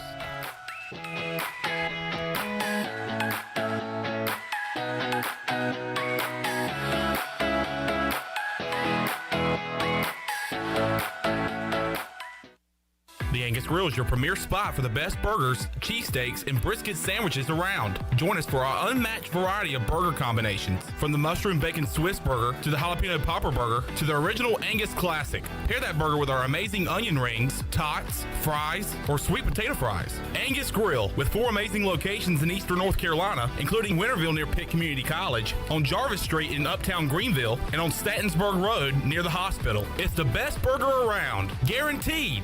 Here today with Jeff Stein from Brown & Wood. Hey Jeff, how's inventory going? Inventory levels are increasing. For the first time in over 45 days, we have Mazdas in stock, Buick in stock, Cadillac in stock, and GMC in stock. I highly encourage the customer to go to gmc.com, build and price their vehicle, share that with Brown & Wood, and let us place your order. We need some price protection for these customers, and you got to place an order to have that. Brown & Wood, your #1 dealership in Greenville, and the home of the lifetime powertrain warranty. So, how does short points work? Well, at Jersey Mike's, 6 regular number 13s plus 3 giant number 7s equals a free regular number 13. So, Pepsi and Lay's now earn more points towards free subs. That adds up. Exactly. Download the Jersey Mike's app and earn rewards towards free subs with every sub, Pepsi, and Lay's you purchase. So, how does short points work? Well, at Jersey Mike's, 6 regular number 13s plus 3 giant number 7s equals a free regular number 13. So, Pepsi and Lay's now earn more points towards free subs. That adds up. Exactly. Download the Jersey Mike's app and earn rewards towards free subs with every sub, Pepsi, and Lay's you purchase. Country Mart has been locally owned and operated for over 40 years and is your premier country store serving the best cheese biscuits and country food around. Country Mart is open every day and has 2 locations in Bethel on Highway 11 and in Stokes on Highway 903. Both Country Mart locations are top-of-the-line fuel stations serving Shell gas, including 93 ethanol-free high-octane gas, which is the best for all you boat owners. Country Mart, fueling you up with great food in your engines with great gasoline. Go Pirates! Welcome to US Cellular, where new and current customers choose any phone they want for free. Free? Even the one with 5G and lots of storage? Free. And the one with the latest everything? Free. At US Cellular, any phone you see is free, whether you're a new or current customer. US Cellular, America's locally grown wireless. Terms apply. See uscellular.com for details. This is Brandon Tate, owner and operator of Atlantic Wireless, an authorized agent for US Cellular since 1997. Visit atlanticwireless.com to find the store near you. We go beyond the call. The best burgers around. Everyone loves a thick, juicy, and fresh burger. Tiebreakers in Greenville, plus the all-new Tiebreakers in Winterville. Do real burgers better than anybody. So don't just go to any burger-themed restaurant chain. It's time to break the chain and eat local. Tiebreakers, real burgers at its best. Everybody loves burgers. Hey, Pirate Nation. This is Scott Harris with RE/MAX Preferred Realty. I've been in Greenville over 25 years. I'm a proud graduate of ECU. If you're looking to buy or sell a home, then give me a call today and let me help make your real estate process fun and easy. I keep it simple and explain the process every step of the way. My goals are your goals. There are no long-term contracts, and you always deal with me from start to finish. The right home starts with the right agent. Call me, Scott Harris, at 347-1857. Go Pirates! Hello, Pirate Nation. This is Jamie Cuccinella, inviting you and your family to come by Cuccinella's Pizzeria and Italian Ice. Cuccinella's has been serving our special family recipe New York-style pizza since 1932. We think you'll taste the difference in just one bite. When you come in for a pie, don't forget to try our house-made Italian ice or gelato. We make small batches every day from scratch with all fresh ingredients. Cuccinella's on Old Tar Road in Winterville and a new location coming soon to Uptown Greenville. This is ECU assistant football coach Roy Tesh, and you're listening to Pirate Radio, the voice of the Pirate Nation.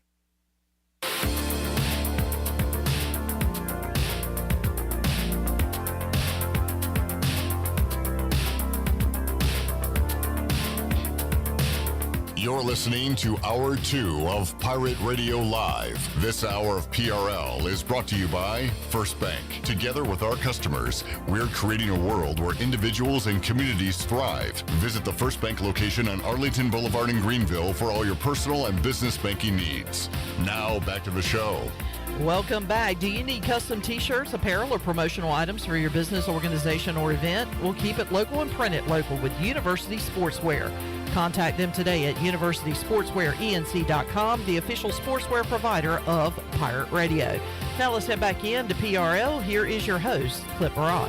All right, the Yankees up 3-0 in the bottom of the first inning. Giancarlo Stanton, 3-run bomb. So the Bombers trying to make it to Houston for the ALCS.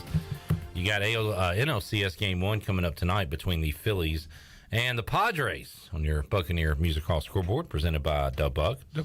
Pirates and Knights going at it this Saturday. Let's talk about it more with our old friend, formerly of WNCT Channel 9, now at WESH down in Orlando. Zach Maskovich joins us on the Pirate Radio live line, the Pit Electric live line. Zach, how you doing, man?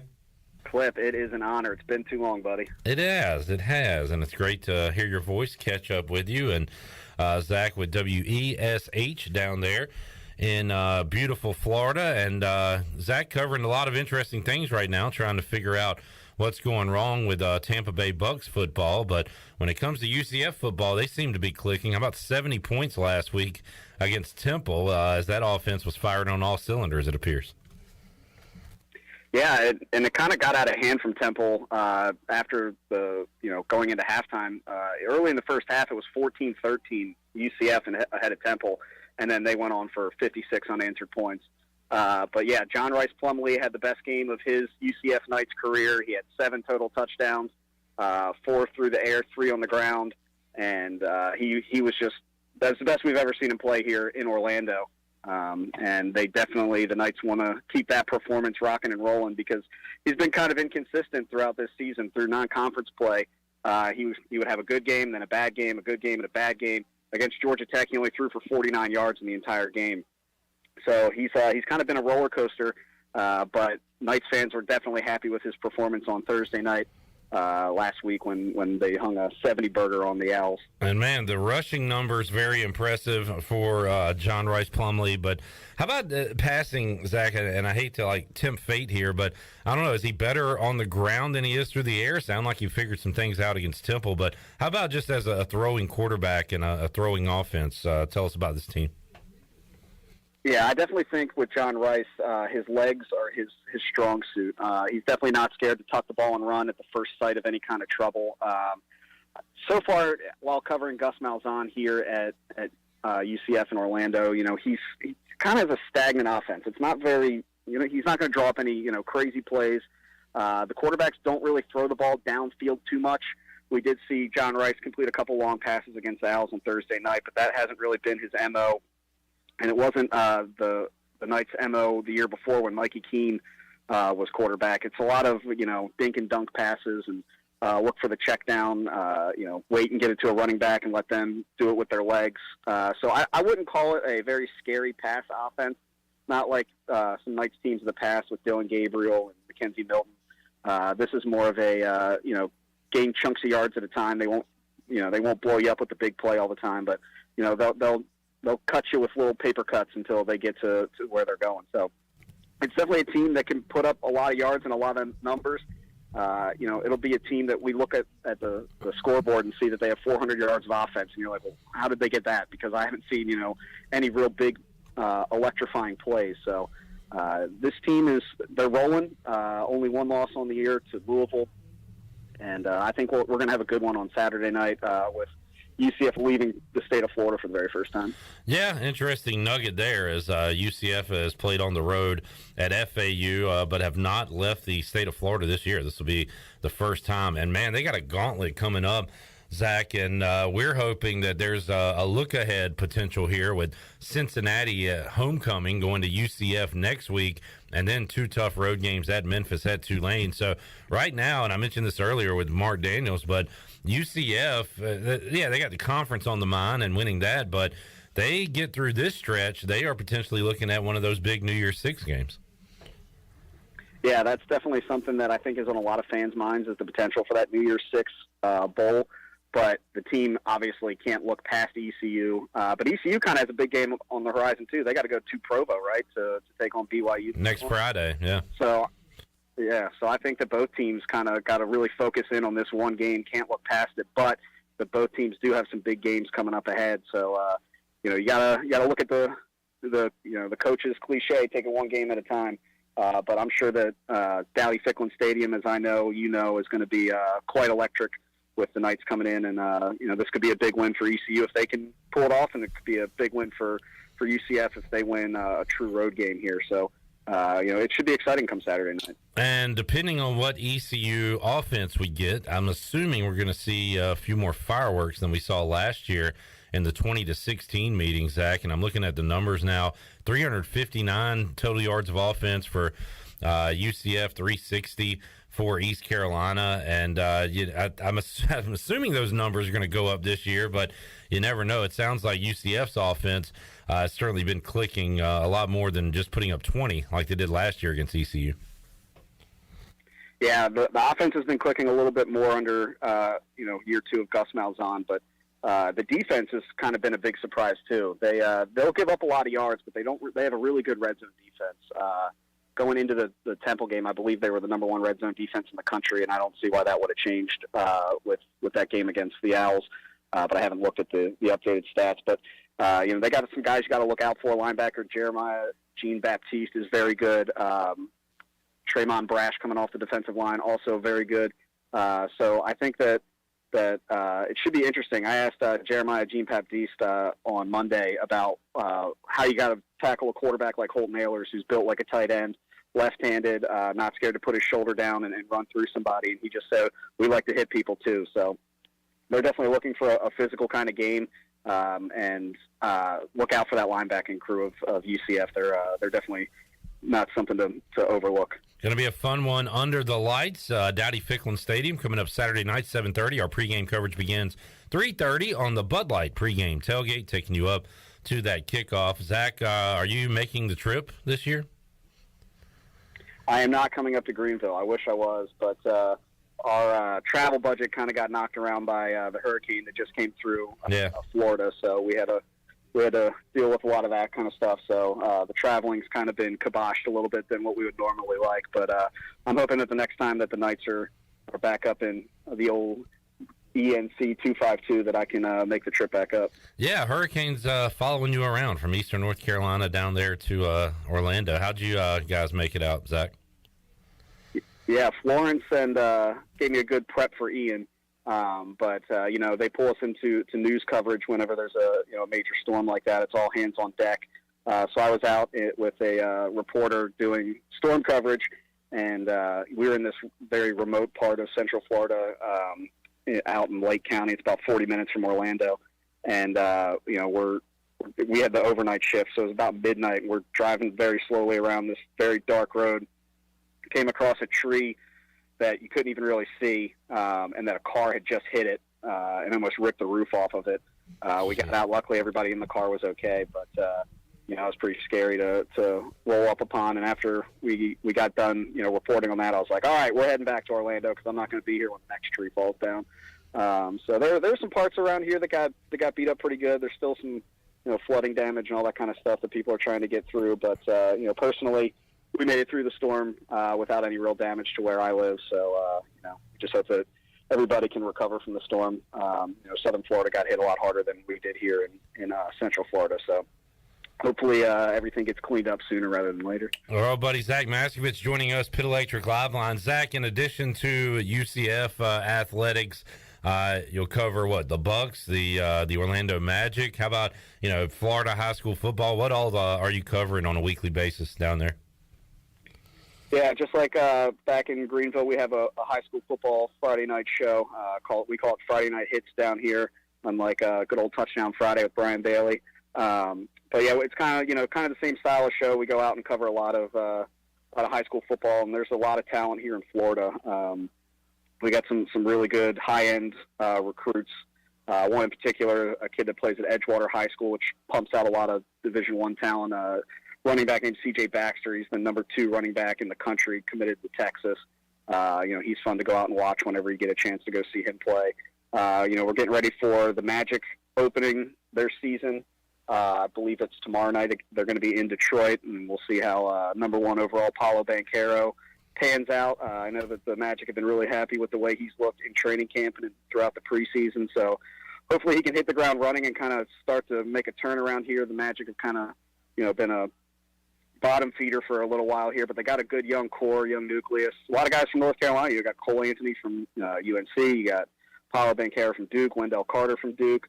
We're hoping that they can turn things around with year 2 under Jamal Mosley. We got the Tampa Bay Bucks we do a lot of stuff with on Sundays, and we got a good litany of stuff here. We got some golf tournaments coming up. We'll have the Daytona 500 coming in February. We're always busy down here in Florida.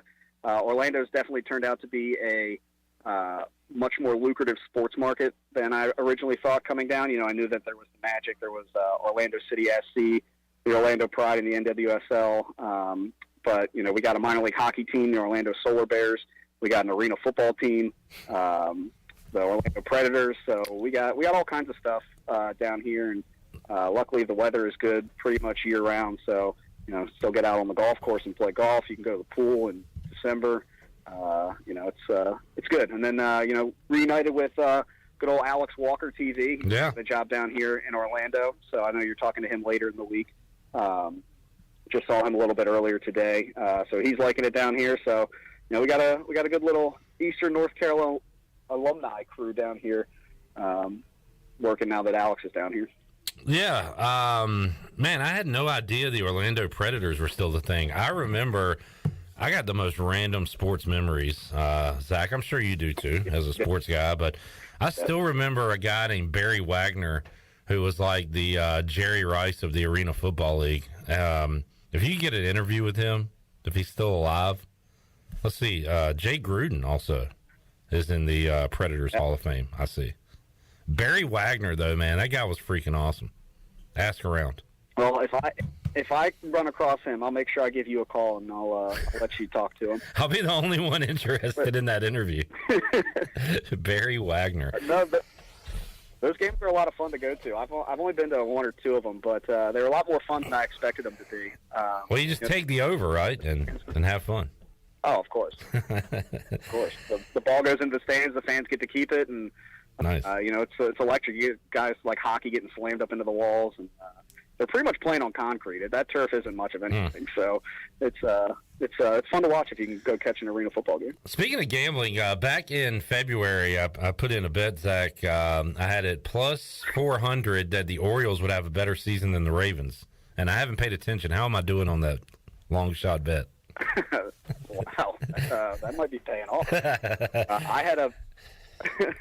I had a bet on the Orioles had won 10 games in a row right before the All-Star break, and I put a $20 bet to win $20,000 for them to win the World Series. That one didn't cash out, but would have been nice. Yeah, I mean, heck, you had something to cheer about late in the summer, so into the fall. That was pretty cool for you guys. Zach, great to catch up with you, man. We need to update our fantasy football rules. I think a lot has changed in the last 4 to 5 years whenever we did that last. I was thinking about that the other day. What was the Greenville Seven's name? Justin Jackson, the old Chargers running back. Justin Jackson, that's the Greenville Seven. And our rule about always starting Deshaun Watson, we need to amend that one, I think. Oh. Yeah. I forgot about that one. And have you ever ran into London Bortles down there? He used to spend some time in Florida and UCF, right? Yeah, here's a funny story for you. So you know how he went and retired on Pardon My Take? Yeah. If you listen to the end of that, he said that there was a news station down here that said that he was going to go into equestrian. I'm not going to say which news station it was, but it was pretty funny when we heard that at the end of the podcast that somebody took a fake Twitter account and was going to go for equestrian. Yeah, he went to high school around here. He went to high school like 15, 20 minutes from UCF, so I think his parents still live around here. I talked to him last year when he got inducted into the UCF Hall of Fame. We went and did a little interview with him. So I'm sure he's down here from time to time to visit his parents and stuff, but you would be very surprised at the number of professional athletes and celebrities that just live around Orlando that you would never think of. Ken Griffey Jr.'s kids went to high school around here. I think he still has property here. If you go to Magic games, you'll see Mets second baseman Francisco Lindor sitting courtside a lot. So I guess he lives here in the off season. So there's a lot going on down here. And Zach, one more nugget for you. Were you aware that Colby Bortles is an assistant coach for ECU baseball, the brother of Blake? I was not aware, but now I learned something new today. There you go. That's what it's all about. Learn something. Learning one thing every day, something new you didn't know the previous day to keep that brain going. Zach, great to catch up with you, buddy. Hope you're, and I know you're doing well down there, so keep up the good work, and we'll keep in touch and talk again down the road, man. Yeah, it was awesome, Clipper. Always good to join you here on Pirate Radio. Tell everybody back in ENC, especially Brian Bailey, I said hello. Will do. Thank you, Zach. All right, man. Zach Maskovich joining us today on Pirate Radio Live. We will talk to another former sports guy around here, Alex Walker, who worked at WITN 7 years ago. He has just joined Zach down at Orlando at a competing station. So we'll continue the UCF talk throughout the week here on Pirate Radio. Huge game coming up Saturday night, 7:30 between the Knights and the Pirates. We'll take a timeout, come back, get ready to wrap up hour number 2. Get you set for hour 3, where Bryce Williams will join us inside the Pirate Radio studios, talking Pirates, Tigers, and also getting you ready for East Carolina and Central Florida. We'll go Pirate Radio outdoors and have a lot of fun with Bryce Williams, hour 3 of today's show. It's all ahead on Pirate Radio Live. We're back with you after this.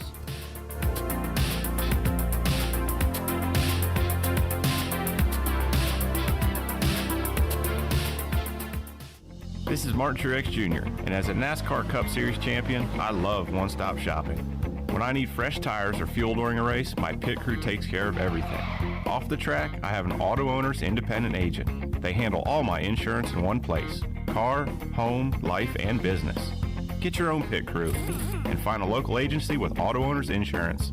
This is Norm Bryant with Town Insurance in Greenville. Call me today at 756-8300. Go Pirates. With over 30 locations across North Carolina and southeastern Virginia, Quality Equipment is your local John Deere dealer, where you'll find everything you need for your next project. Our complete lineup of John Deere lawn and garden, agricultural, and commercial worksite equipment comes with years of experience, expertise, and dedication. We know what it takes to get it done right. Stop by today or visit us online at qualityequip.com. Do you have an old injury or just some pain that keeps holding you back? It's time for you to get better. With Kinetic Physical Therapy and Wellness, we can help you get your life back. Whether you need to get back to a sport, back in the gym, or just back to enjoying life, our team of specialists use a one-on-one, hands-on approach in our state-of-the-art facility to get you back moving again. Don't settle for where you are. Don't stay in pain. Visit kptonline.com today to see how Kinetic Physical Therapy and Wellness can help you live well, move more, and hurt less. While you're sleeping, our whole hogs are slow cooking over wood to create that bite that Eastern North Carolina is known for. I'm Sam Jones, and for more than 3 generations, my folks have been the torchbearers for what whole hog barbecue is supposed to be. At Sam Jones, you'll find plenty of smoke, but no mirrors. Everything, and I mean everything, is made fresh daily, including our sides, sweets, and sauces. Come on over and see us at Sam Jones Barbecue, and I bet you'll be able to taste our passion in just one bite. Sam Jones Barbecue, Fire Tower Road. We know that juicy, cheesy, grilled to perfection burger sounds amazing, but it does sound like something is missing. Pepsi, baby! The yin to this burger's yang. Burgers and Pepsi go together like burgers and Pepsi. This perfect blending of flavors makes every bite of lettuce, every sesame seed on the bun, and every sip of that crisp, refreshing, ice-cold cola a journey to Fruitopia. Burgers, better with Pepsi. That's what I like. Is that the sound of an ooey gooey cheesy crunchy slice of P-I-Z-Z-A? Obviously, but as good as that sounds, we think it can get even better. Oh yeah, that's the sound of a freshly opened fizz-filled Pepsi. The only thing that can take this flavor medley of crunchy dough, mouth-watering cheese, and savory sauce to the next level. How about another bite? Pepsi and pizza sound like a match made in heaven and taste even better. Pizza, better with Pepsi. That's what I like. Winslow's is now Fifth Street Hardware Restaurant and Tap Room. With a brand new look, Fifth Street Hardware also has a new menu and serving lunch and dinner every Tuesday through Sunday and brunch starting at 10:30 on Sundays. What else is new? Well, they have poker every Tuesday night, Trivia Wednesday with DJ Captain Morgan, and on Friday and Saturday nights they have live music open till 2 a.m. serving light appetizers all night long. New look, new name, same location on Fifth Street. Follow them on Facebook and Instagram for more specials. Fifth Street Hardware Restaurant and Tap Room. East Coast Grading and Utilities is your source for clearing, hauling dirt, and concrete work. East Coast Grading and Utilities handles all sewer and water issues as well. I'm David Vaughn. Whether putting in a new subdivision or helping you with any and all of your drainage problems, I can get the job done. Call me at 531-7494. No job is too big or too small. East Coast Grading and Utilities. Friends helping friends. 531-7494 for East Coast Grading and Utilities. This is Jeremy Lewis, and you're listening to Pirate Radio, the voice of the Pirate Nation.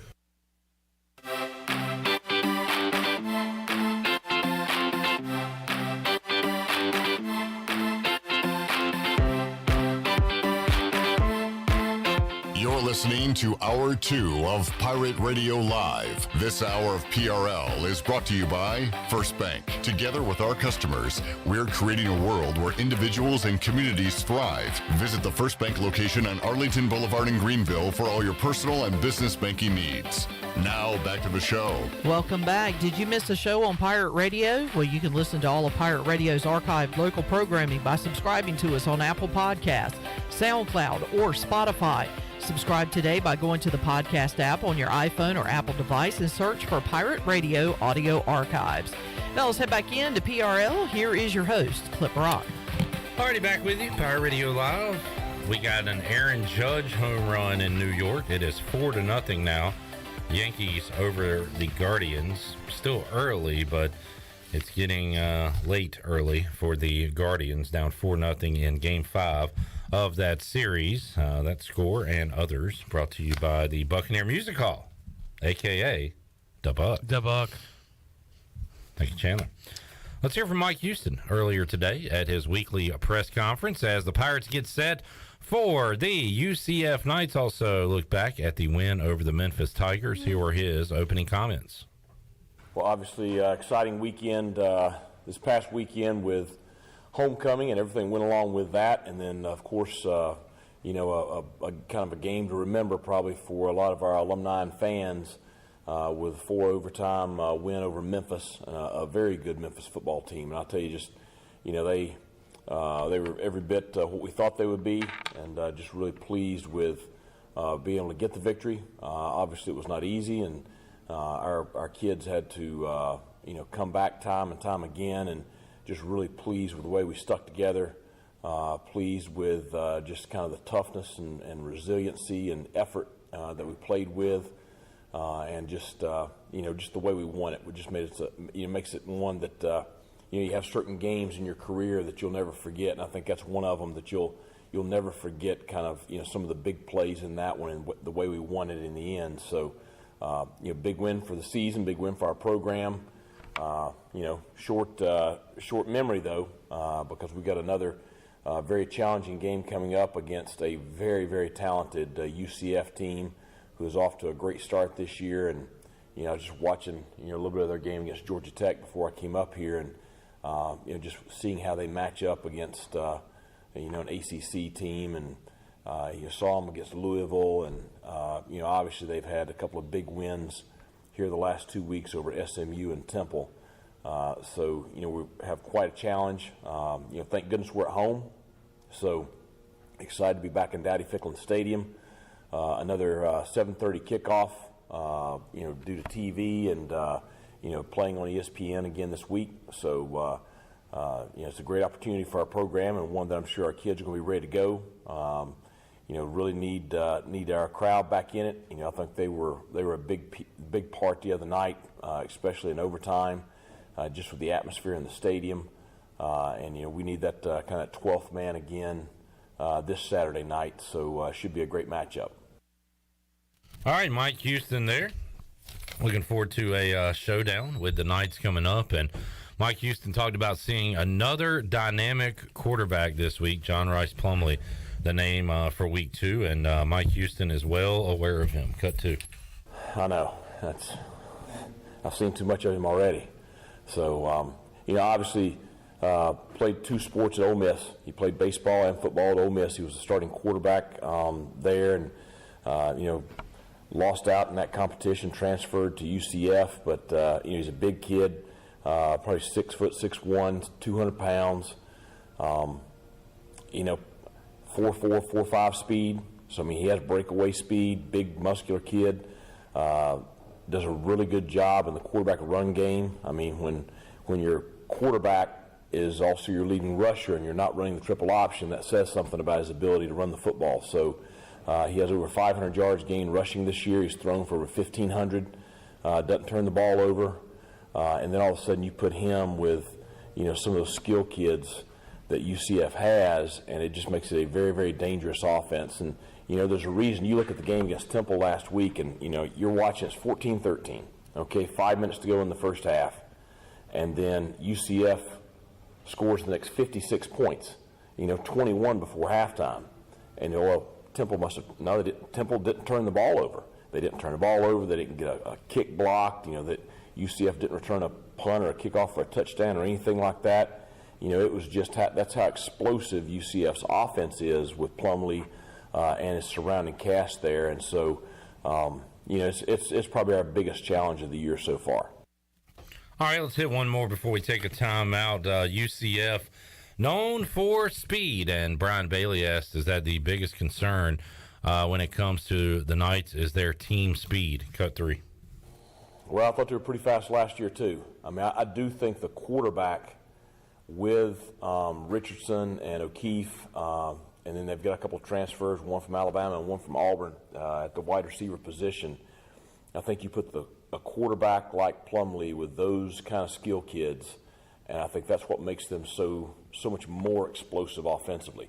They were very good defensively last year. Obviously, they're very good again. They've given up 20 points or less in every game, and the 20 points was to a very talented Louisville team. So I think that, the speed on the defensive side of the ball, yes, that stands out too. But I think that they're a really solid football team, all 3 phases. All right, there is Mike Houston. Earlier today, we've got a 3-way collision in the Yankees game as no communication out there in the outfield, and we had the shortstop, third baseman, left fielder colliding. It's a fair ball, and the Guardians are going to have first and second now with one man out, and there is a man down for the Yankees. That you heard in the background was Bryce Williams, who we will welcome in when we kick off hour number 3 of Pirate Radio Live here on a Tuesday. We are back with you right after this.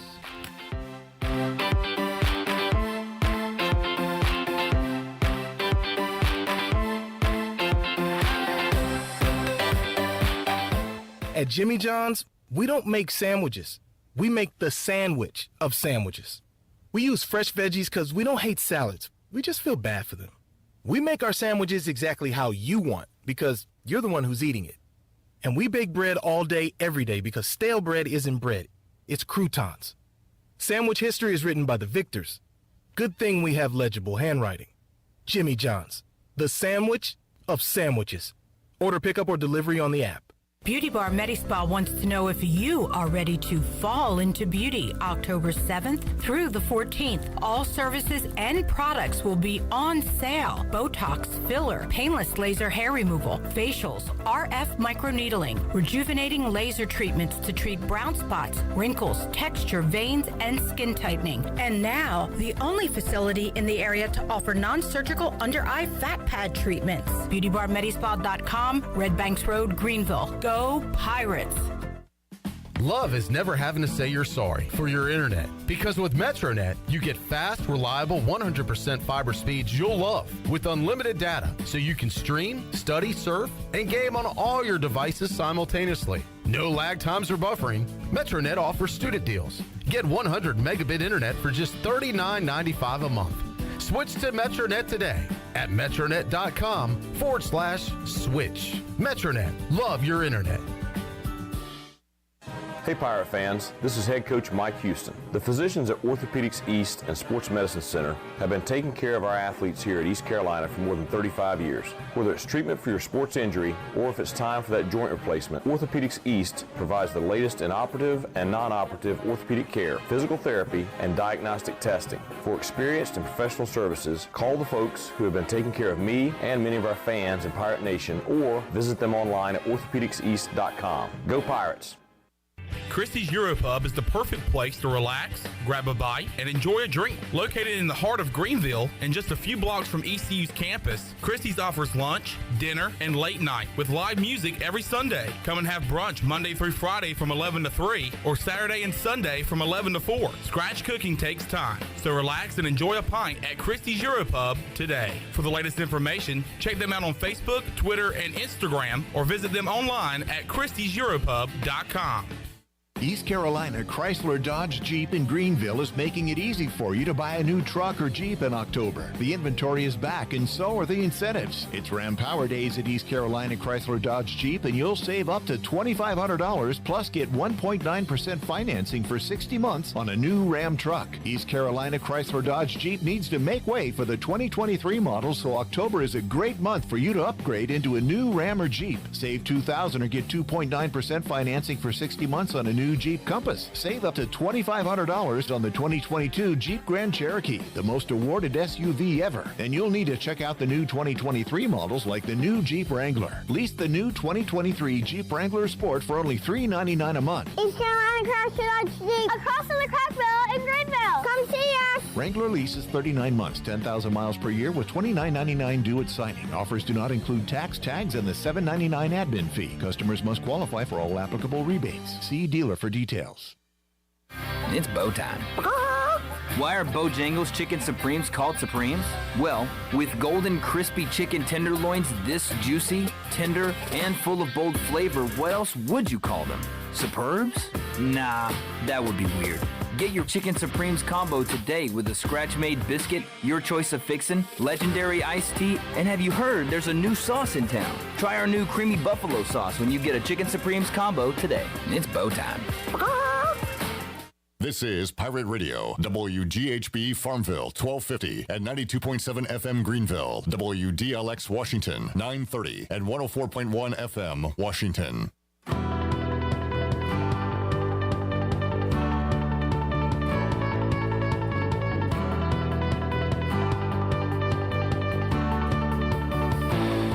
You're listening to Hour 3 of Pirate Radio Live. This hour of PRL is brought to you by Bud Light, reminding Pirate fans to stay in the game and drink responsibly. Bud Light, the official beer of the ECU Pirates, and proudly distributed by Carolina Eagle Distributing since 1989. Now, back to the show. Welcome back. At Angel Oak, they continue to make customer service a number one priority. A local mortgage advisor is the key to your transaction success. A combination of their local team's experience and Angel Oak's wide offerings of products from standard, conventional, government, and portfolio loans has something for every financial situation. For more information, call Talbot Green, Braxton Green, and Joanne Weir or Wanda Hager at 751-2060. Now let's head back into PRL. Here's Clip. Either way, Bryce, they're going to get their money. That's right. You know that. You know that. That's right. Any which way of was that Sunday? However it goes. You said it. Yeah. Shirley, introduce our guest. I saw the light. I was baptized by the fire in your touch and the flame in your eyes. I'm born to love again. I'm a brand new man. All right. Y'all are so good synchronizing together. So good. Can we come sing at your church on Sunday? Yeah. All right. Mm-hmm. Yep. Do a little Old Rugged Cross. Mm-hmm. Works for me. A little He Lives. Yep. What you got, Chandler? Blessed assurance, Jesus is mine. Okay. You went to Randy Travis School of Singing, didn't you? I did. Yeah. You proud graduate. You were in the Beta Club there. I was. Yeah, that's good. In the Beta Club. 3 wooden crosses. Bryce, how the heck are you? I'm doing pretty good. Good. I'm doing pretty good. Good to hear. Good to hear. And we got some text from you the other night. Shaky game. Shaky ball I tell game. you what. Back and forth. It wasn't an easy one to watch, that's for sure. Well, first of all, because you couldn't watch it. I was getting highly upset. That's one thing that really frustrates me when I'm expecting all this to go nice and smoothly, and I'm having to hunt it down. And of course, Anna just got off work, so she normally is my technical support. Yeah. And she's like, I'm tired. Just let me break. I'm like, I gotta watch. I'm getting flustered. She's like, would you relax? I'll get it. And so I was eating. I'm like, what? I finally just threw in the towel and said, I guess I'm just gonna start eating dinner and watch a different game I didn't care a crap about. And then she came in after she got to relax for a moment and saved the day. So thank goodness for Anna. And then I got to watch it. So I think I missed a touchdown from. Okay, so if we're going by the text chat there, you said. Oh, yeah, one of the text. I remember. It was funny, your response. You saying, how are they looking? And I said something like terrible or something. I think you got it on. Oh, how are we playing? Bad. And you said, the wife just came through. I'm watching it. I said, good. Now turn it off. Because I'm pretty sure that made it 17-0 right when you started watching. Right? Yeah. So I got a kick out of that when you texted me that. I mean, you came in right at the wrong time, but maybe the right time because that's when the Pirates got a score. Yep. And then that big interception by McMillan there to get another touchdown. Yeah, thank goodness for the defense there for a bit. I was trying to figure out, damn. Malik Fleming, not Jaquan. Yeah, it's like who scored? And I was like, oh wait, we had a pick six. So that was a very impressive return on that pick. Well, the pick six was second half. Yeah. Fleming's got him in position to score in the first half, late in the first half. But Julius Wood looked like an offensive player. That was impressive by him. But thank goodness for the defense stepping up there. I guess I can. I mean, obviously special teams look a little better, but we're still not 100%. But I'll leave that around. The kicker did good, so that was good to see that. But on a positive note, that was definitely going into 4 overtimes. That was exhausting. I mean, that's definitely good for shows our team plugging away and making it easy. You can easily mess up. They score and then you go, I got to get the 2, especially when it went to 2-point conversion. You have one play to do something. What did you think about the overtime rules?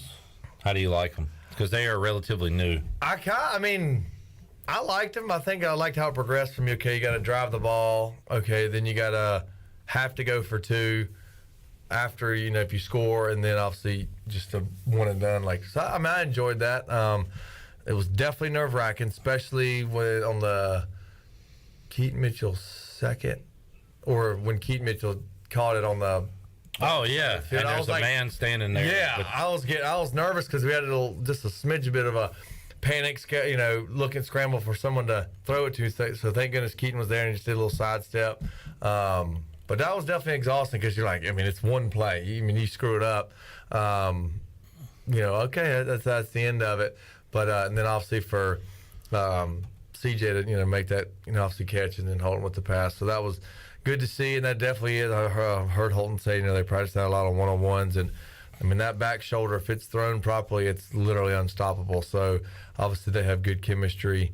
But it was definitely frustrating watching that throughout the game, the whole game really. I'm trying to remember throughout the game, but it was such a long game. I forgot to take notes. A lot of plays, a lot of highlights in that game the other night. A lot of Keaton Mitchell, 33 touches for him on Saturday, 29 carries, 4 catches. And he, Rajay Harris is out. I think Marlon Gunn got banged up again. So they decided instead of getting Camaro Edmonds or somebody else there in the backfield, just ride with Keaton. And we thought he looked a little not 100% the previous week, but man, they were riding him the other night. And for him to have those numbers that he did, and his long carry on the night was 20. Usually he has that 80, 70, 60-yarder. But for him to have that kind of game showed a lot of consistency from the run game. Oh, yeah, for sure. Of course, the announcer was saying, oh, man, if he can just get past that one little bit, he'll be gone. And it did feel like he was about to break one, but obviously with Memphis' secondary coming through. But, Yeah, you were just waiting for him to, bust one out for, a long one, but definitely a good performance by him and, obviously the Pirates. You mentioned a new kicker, Andrew Conrad, got his first taste of action the other night against the Memphis Tigers. Mike Houston talked about him earlier today at his press conference, number 4.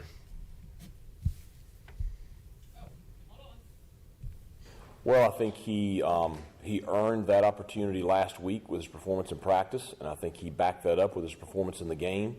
So naturally, he's going to be listed as the starter on the depth chart. But it's a thing he's going to have to compete every week, just like everybody else is. So I was very pleased with the way he responded. I was confident after the last, the week before. I didn't feel like he was quite there just yet, but I thought he made a big jump last week, so I would anticipate him making continued improvement this week.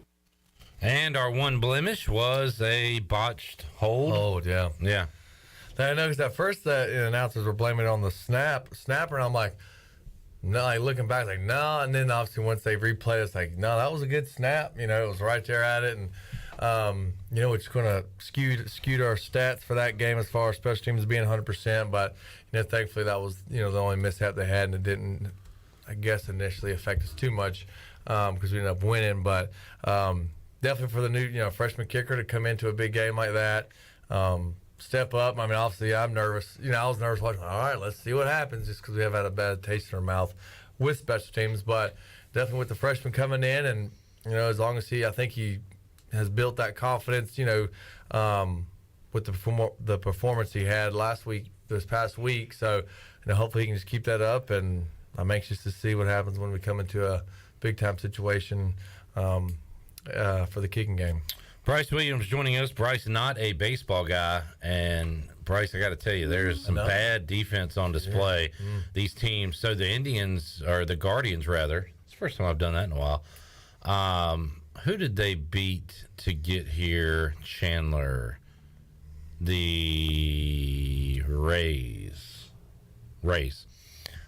So they've won 2. So this will be game 169-70 for them, I think. I don't know. My math might be off. I just did a lot of numbers. The Yankees just had a play where 3 Yankees collided in left field, and the left fielder had to leave. The Guardians just had a play where the center fielder collides with the shortstop. They do make the catch, but you would think, Bryce, they'd have enough time to kind of work out these issues by this point, right? Yeah, most definitely. So I was asking, who has authority, I guess is the right term there. And then when you say obviously the left fielder, you start breaking it down. You're like, well, daggum, shortstop. Speaking for the Yankees, you'd think by now about 170. I guess it'd be more than 170 reps of them doing that. Oh yeah, just in game time, not including. What's 170 times 9? That's how many innings they've played. Plus, Sheesh. There's 3 outs an inning, so multiply that. The guy coming in has, but the problem was you had both guys saying, I got it. Right. And none of them had it. So. And so you kind of figure, I'm curious what the film session will be like that. What the film session will be like when they look that over. But I guess does it make you kind of a reassurance that even professionals mess up? I saw, speaking of collisions on the field, let's go to football. It was, now I'm trying to remember the game. Was it Cup? No, it was Renfro and Adams at the end of the Raiders game that ran into each other. Yeah. And, I guess that's not supposed to happen, obviously. So what was the mistake? Do you know the mistake on that particular play or plays like that? If I had to guess, because obviously had Renfro, I guess looked like it was going for a corner route, and then obviously Adams going for a post, which is a play like normally it's called like scissors, they cross, and obviously it confused the defense of which man to take. So if I had to guess, that was somewhere along the lines of a play like that. But one is supposed to be a little shorter. Right. There's one guy who probably took his route a little too deep, or one too short. So that would obviously be a very interesting, film session to watch that play to see what was called and what was supposed to happen. But if I had to take a guess, because Adams is new, I don't see Renfro messing up like that. Oh, yeah, first year guy. Yeah. So if I had to guess, I'm going to say it was Adams' fault. But then again, you never know. Let's get back to Mike Houston as he talked about UCF and their league-leading rushing attack They run the football with their quarterback. They'll run it with their receiver, O'Keefe, and, of course, their running backs, cut six, Shirley. Well, we touched on it a little bit already. You have a dual threat quarterback, and then you have all those other players. I didn't even mention in my opening remarks, Bowser, who's their starting tailback last year, and he and Richardson are kind of co-starters this year. But they have multiple quality running backs. Harvey's going to play a lot. Their backup quarterback, Castellanos, the true freshman, maybe faster than Plumlee. He had 3 long touchdowns against Temple the other night, and so I think that you got a lot of challenges with the weapons that they have, and obviously offensive line. I think they're very, very solid. A transfer from Virginia and a transfer from Jacksonville State at the 2 tackles. Their center's a returning kid that all conference caliber players. So I just think they're a very solid running football team. Obviously, we're going to have to play very, very well up front, linebacker, box level, this week to be able to slow them down. But the combination of their ability and their scheme that they run is a huge challenge. Bryce, they are averaging like 260 on the ground, 260 through the air, basically. And quite a challenge. Their score average this year is UCF 41, opponent 14. Ooh. So they have been pretty dominant. Their lone blemish was, a frustrating game. They probably should have won there in Orlando against Louisville. That was their only loss of the season. So they come in here coming off a 70-point performance against Temple, and they'll be ready to go. They'll be flying around. Yeah, most definitely. I'm curious what the spread is, but I guess we'll get to that quiz later in the show. I'll let you guess. Right now? Guess right now. Oh, God. If you guess right now and go ahead and know it, then you'll be a little better prepared at the end when I ask your prediction. Right, So, that's true. go ahead and get it out of the way here. So they are 6-1, 5-1, 6-1, 6-1. Putting up some dang good points. 4-3, yeah. So our average maybe is 27, something like that, maybe. What, points per game? Yeah, I wonder what our I'll average look it is. up. We might be a little higher. I'm than going to say last year's score before you say anything. 20-16 UCF won. So okay, I'm going to go with that. Playing well against a very good opponent. So I'm going to say the spread's like 15.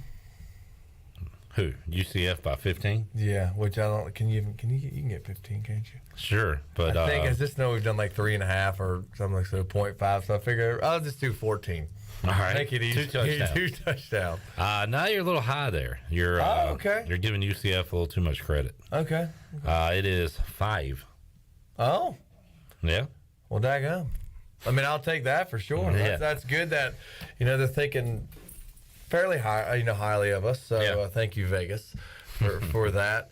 All right, well, that'll give me time to ponder. Yeah. What I think it'll be. I think last week they blew mine out the water. It wasn't kind of got shot when we went into 4 overtimes.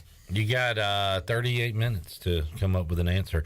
For the year, East Carolina on the UBE stat sheet averaging 33 points a game and allowing 24. So those are some numbers for you as well. All right, let's take a break. We'll come back. We'll have more with Bryce Williams when we return on Pirate Radio Live here on a Tuesday. The Yankees up 4-1 as Cleveland did get a run across, but still 4-1 the score in the top of the 4th. We'll take a timeout, come back with you after this.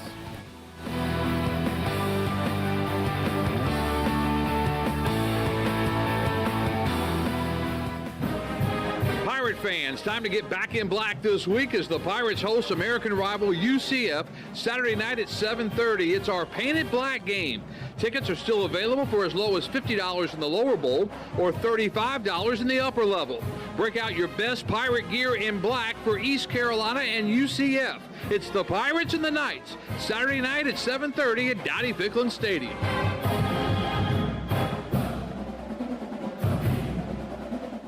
Greenville Utilities electric customers will soon be able to receive text notifications in the event of power outages. Enrollment is automatic, so make sure GUC has your cell phone number by signing into your account at GUC.com, then update the information in your user profile. Want to talk with someone instead? Call 252-752-7166 during business hours. 252-752-7166. Update us so we can update you. Visit GUC.com for more information.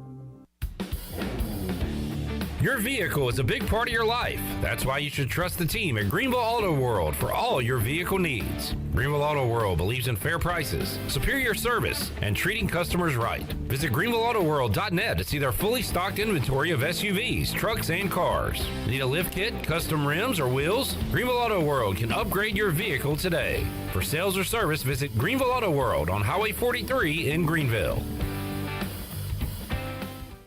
Will the you of tomorrow be happy with the you of today? It all depends on the decisions the you of today makes. For instance, the you of today has an excellent career opportunity with Delcor Heating, Cooling, and Plumbing. The pay is great, very competitive with other HVAC companies. Plus, you could get a $1,500 sign-on bonus. The you of tomorrow will enjoy some time away because Delcor also offers paid vacation. Most HVAC companies don't. And since the you of today has some experience, Delcor might just hire you on the spot. Delcor is hiring 12 experienced HVAC and plumbing professionals immediately. You must have a valid driver's license, ability and desire to work, and legally eligible to work in the U.S. Delcor offers a sign-on bonus up to $1,500, plus one of the best benefits packages in the industry, including health insurance, paid vacation, and retirement options. Learn more at DelcorInc.com. That's DelCorinc.com. The you of tomorrow will thank the you of today for getting a job at Delcor. Delcor is an equal opportunity employer. Portable, super quiet, and fuel efficient. Honda EU Series generators are ideal for camping, tailgating, home backup power, and more. All feature Honda's CO Minder carbon monoxide detection system for added peace of mind. Select models include Bluetooth connectivity for wireless control with Honda's My Generator smartphone app. Go with a Honda EU Series generator. It's power you can trust. See Ron Ayers Motorsports, Highway 11, north of the airport in Greenville. CD's Grill is known for great homemade breakfast and awesome country cook and lunch specials. And now CD's Grill is open for dinner Monday through Friday. That's right. CD's Grill, located on Fire Tower Road in Winterville, is now open for dinner. And CD's is excited to announce that every Friday night is steak night. CD's Steak Night every Friday night starting at 4:30 features certified Black Angus ribeye steaks, baked potato or sweet potato, and a salad bar. You asked for it, and once again, CD's Grill delivers every Friday night with Steak Night. CD's Grill, 111 West Fire Tower Road in Winterville. Are you looking for a home loan? Look no further than Amy Goss at Guild Mortgage. Since 1960, Guild Mortgage has partnered with industry professionals to close loans on time and help millions of Americans realize their dreams. Call Amy Goss at Guild Mortgage in Jacksonville, 910-389-4602. Amy Goss is licensed in Florida, Georgia, Maine, North Carolina, South Carolina, and Virginia. Guild Mortgage Company, Equal Housing Opportunity, NMLS 3274. NMLSconsumeraccess.org / for licensing information, please visit guildmortgage.com / licensing. Guild Mortgage is not affiliated with Pirate Radio. This is Coach Donnie Kirkpatrick, offense coordinator for ECU football, and you're listening to Pirate Radio, the voice of the Pirate Nation.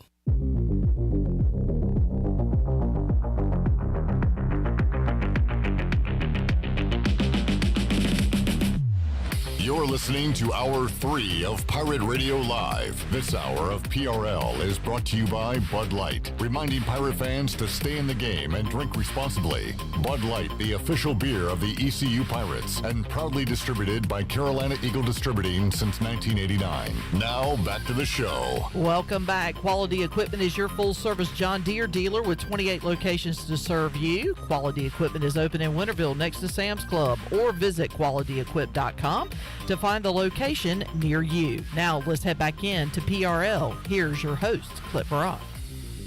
Charlie, can you pull up the ECU football feed on Twitter and play the video that they put up an hour ago of Mike Houston? Yeah, give me just 1 second. I saw that Rajay just tweeted, I swear he made me feel like I can run through a brick wall. And we'll play that audio for Bryce. You haven't seen this, have you, Bryce? All right. So we'll... for folks that haven't seen that, I guess this is right before the game on Saturday. This speech didn't work because they got down 17-0. Yeah. But eventually they thought about it and remembered it, and it did work. So I'll have that ready for you. Meanwhile, about a half hour ago, Ben Kurt tweeted out that he's been signed with the 49ers. He's going to be on their practice squad. Okay. And also, Shirley, well, no, never mind. Okay. All right. You got the video? Yes, I do. All right. Hit it. Here we go. No excuses! You take care of business! You do your damn job! What do you think, Bryce? Pretty good. Short and sweet. Powerful. There might have been more. That's all the video that we got. Oh, yeah. And then after the game, he goes in the media room Saturday night. Oh, yeah. Slaps the table. Do we still got that one, Shirley? I saw that one. How about those friggin' Pirates?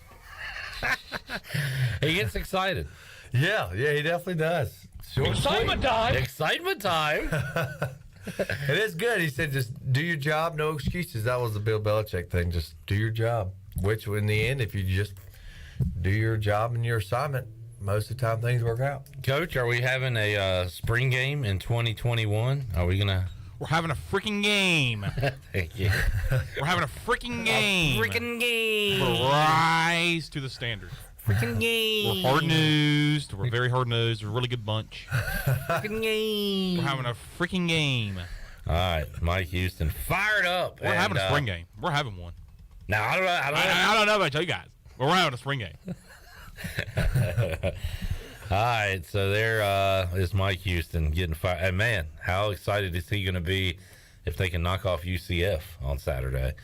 And at that point, you would be one win away from bowl eligibility with Temple still on the schedule and some other upset opportunities. Yeah. But the Pirates are going to be underdogs next week at BYU, and then they'll be dogs at Cincinnati, and then Houston at home.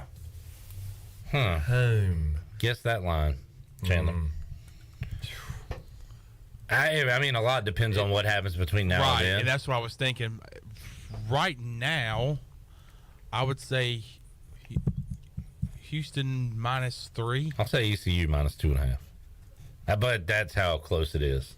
And then we'll see what happens between now and then. But -2.5 as in ECU's a favorite. The minus, it means you're a favorite. Against Houston? Yeah. Wow. And Chandler's saying Houston's going to be a favorite. I could see it go either way. What are they going to look like between now and then? That's a good question. You never know them. What's ECU going to look like? What are you going to look like? What are you going to look like? I want Chandler to have a mustache. I do too. Okay. I do too. I know what he's going to look like because he does the same stuff. Or Fu Manchu. Mix it up, man. Travis Tritt. Hey, Trav. I mean, daggone. Hey, TT. Step out that circle, the comfort circle. I might, bring out the mustache in March. By the way, what are you doing? Oh, I just haven't shaved yet. This isn't intentional. This is just delay. Delay. Oh, yeah. Which I still might have a few more days until Anna comments on it. Says, "What are you doing?" Delay a shave on the offense. Delay a shave. I'm just hopeful that I'll get something eventually. Maybe when I'm 30, something will just start springing out a little thicker. So you're still in your 20s, huh? 29. 29 and feeling fine. Oh, yeah, very. Fine as wine. All right, what do you want to do? You want to go... We'll go outdoors, I reckon. See what's going on. I like outdoors. All right. What are we doing, Bryce? I tell you, it felt good. The cooler temperatures, which it was a little cooler in the morning, Saturday morning. It felt good to be on the trout hunt. Again, it was the first real trout fishing trip of the year. Should only get better, knock on wood. But I had a successful trip. Caught, obviously decent-sized keepers like 17s, 18s, and my buddy caught 19. So I get, respectable fish. Those are what I call like the good eating fish. So I did keep a few, and me and Anna fried up some trout the other night. What do you have with a fried trout? What was these sides? We did potatoes, roasted potatoes, slaw, and I think that was it. And then fried trout. So kind of just like Sounds country, almost like a Cracker Barrel meal. So we. Did you make the slaw or pick it up? No, I picked it up from Sam Jones. Okay, good call. Because I'm curious, like how people make their homemade slaw. Yeah, Sam Jones got some good slaw. So picked that up. we did not go the food line route. We did that one time, and it was horrible. Food line slaw. But we had a good day on the water. My buddy tore his Achilles a few weeks ago, and he's the fisherman who's like a, I guess, what's more than a fanatic? Like, he's like, if he could just higher than a fanatic. Yeah, I mean, he's fishing.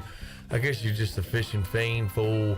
And he tore his Achilles, so obviously he's been gimped up. I said, you know what? Hey, let's go fishing. This was his first trip out on the water, so it felt good to fish with him again, and for him to get out on the water, because he's got ADD kind of like I do, so he doesn't like to sit still.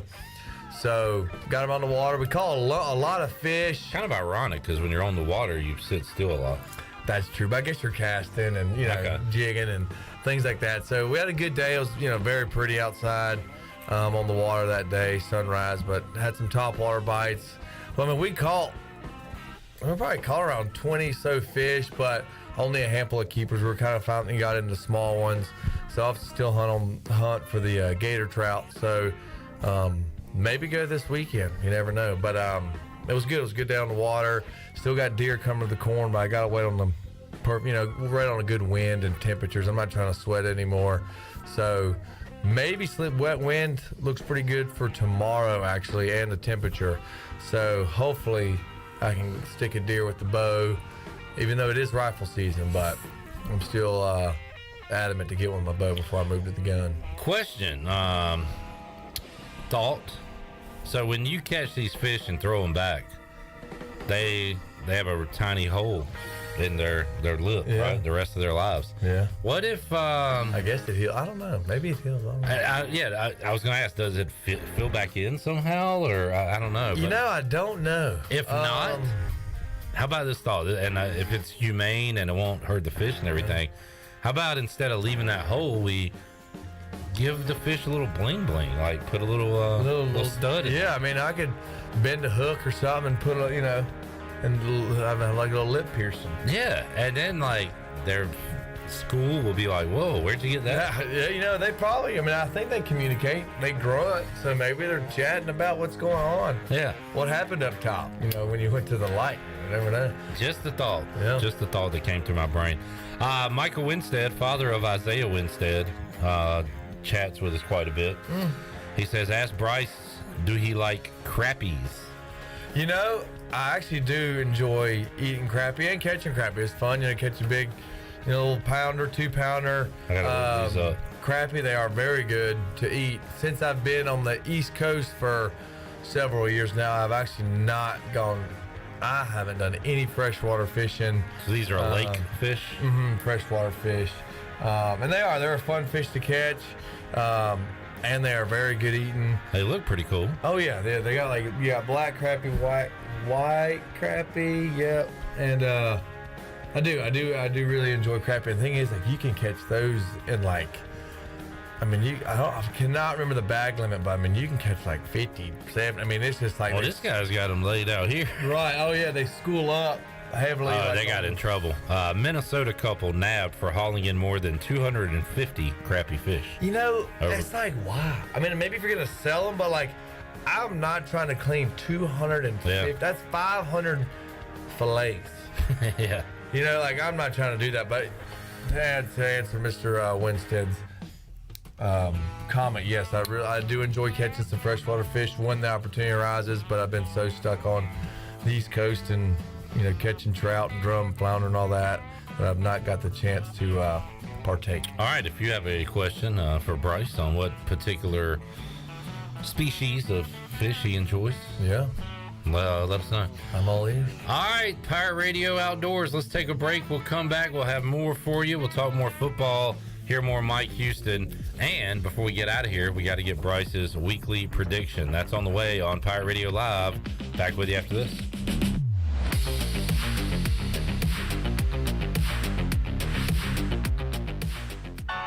Flight by Yuengling is the next generation of light beer. For those who don't follow trends, but craft them.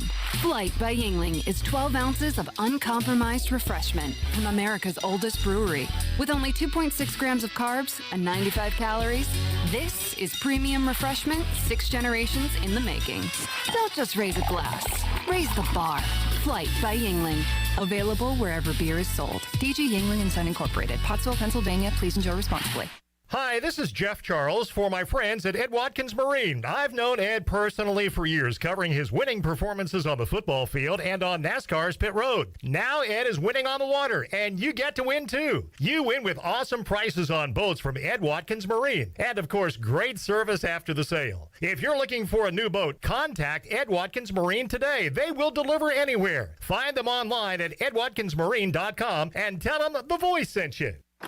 Welcome to US Cellular, where new and current customers choose any phone they want for free. Free? Even the one with 5G and lots of storage? Free. And the one with the latest everything? Free. At US Cellular, any phone you see is free, whether you're a new or current customer. US Cellular, America's locally grown wireless. Terms apply. See uscellular.com for details. This is Brandon Tate, owner and operator of Atlantic Wireless, an authorized agent for US Cellular since 1997. Visit atlanticwireless.com to find the store near you. We go beyond the call. The convenience of Pitt Greenville Airport is waiting just outside your front door. Service is back, so you're connected to destinations worldwide through flights from American Airlines. Plan your next trip. Book your flights today at flypgv.com or aa.com. Avoid the long check-in lines and congestion at the big airports and fly local at PGV. Fast, convenient, and close to home, PGV has American Airline flights perfect for your next trip. Book today at aa.com. PGV, where the pirates fly. Be sure to check out David Price Construction for all of your commercial or custom residential renovation and building needs. Run by ECU alumni, David Price Construction specializes in commercial projects, maintenance on facilities, and large-scale residential renovations and additions. Proud to be voted the Remodeler of the Year by the Home Builders Association of Raleigh-Wake County in 2018 and Best Business Commercial Remodel Project winner for 2020. David Price Construction, the proud ECU Home Services partner. Better ingredients, better pizza, better brace yourself because this right here is a Papa John's Papa Bowl. No crust, just piping hot toppings and melty cheese in an oven-baked bowl. Better ingredients, better pizza, now in a bowl, Papa John's. Hey, Pirate fans, brace yourself for the brand new Papa Bowls for only $7.99. The new Papa Bowls are an MVP move for game day or any day. Place your order online at papajohns.com and sign up for Papa Rewards. Papa John's, better ingredients, better pizza. Go Pirates! BMS Builders is your premier custom builder in eastern North Carolina. With homes in Blackwood, Mills Creek, Dalton's Cove and Farmville, and Belmar and Ayden, they're constantly expanding. Now to Laurel Glen and Sarah's Way, plus the new duplex community at Abigail Trails. BMS Builders can build the home of your dreams. Just ask Dr. Dennis Ross in Greenville or ECU football coach Mike Houston. They built their homes and they can build yours as well. Call 916-1578 for BMS Builders. When I need jeans, I order online because I know exactly what I want. They have just one moving part, and if there's something wrong, I exchange them. Buying a vehicle, especially pre-owned, is way different. Lots of moving parts. You don't want to get stuck. For a worry-free purchase, visit Phelps Chevrolet. We've been here in town a very long time. You know us. You know we stand behind everything we sell. Phelps Chevrolet in Greenville. Come get you one. Pirate Radio. You know, I think this is a pretty blue-collar, tough, hard-nosed fan base, and that's where our teams are going to be. The voice of the Pirate Nation.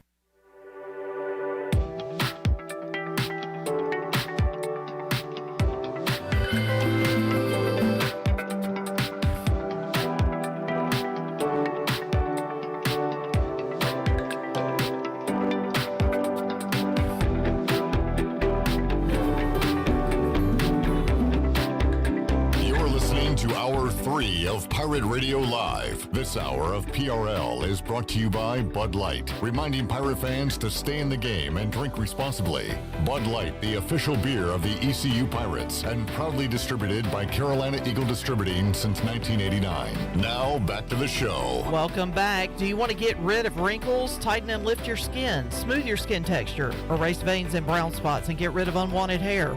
Are you interested in Botox or filler? Contact the licensed professionals at Beauty Bar Medi-Spa on Red Banks Road in Greenville. Free consultations are available by calling 752-1406 or visiting beautybarmedispa.com. Enjoy your visit. Love your transformation.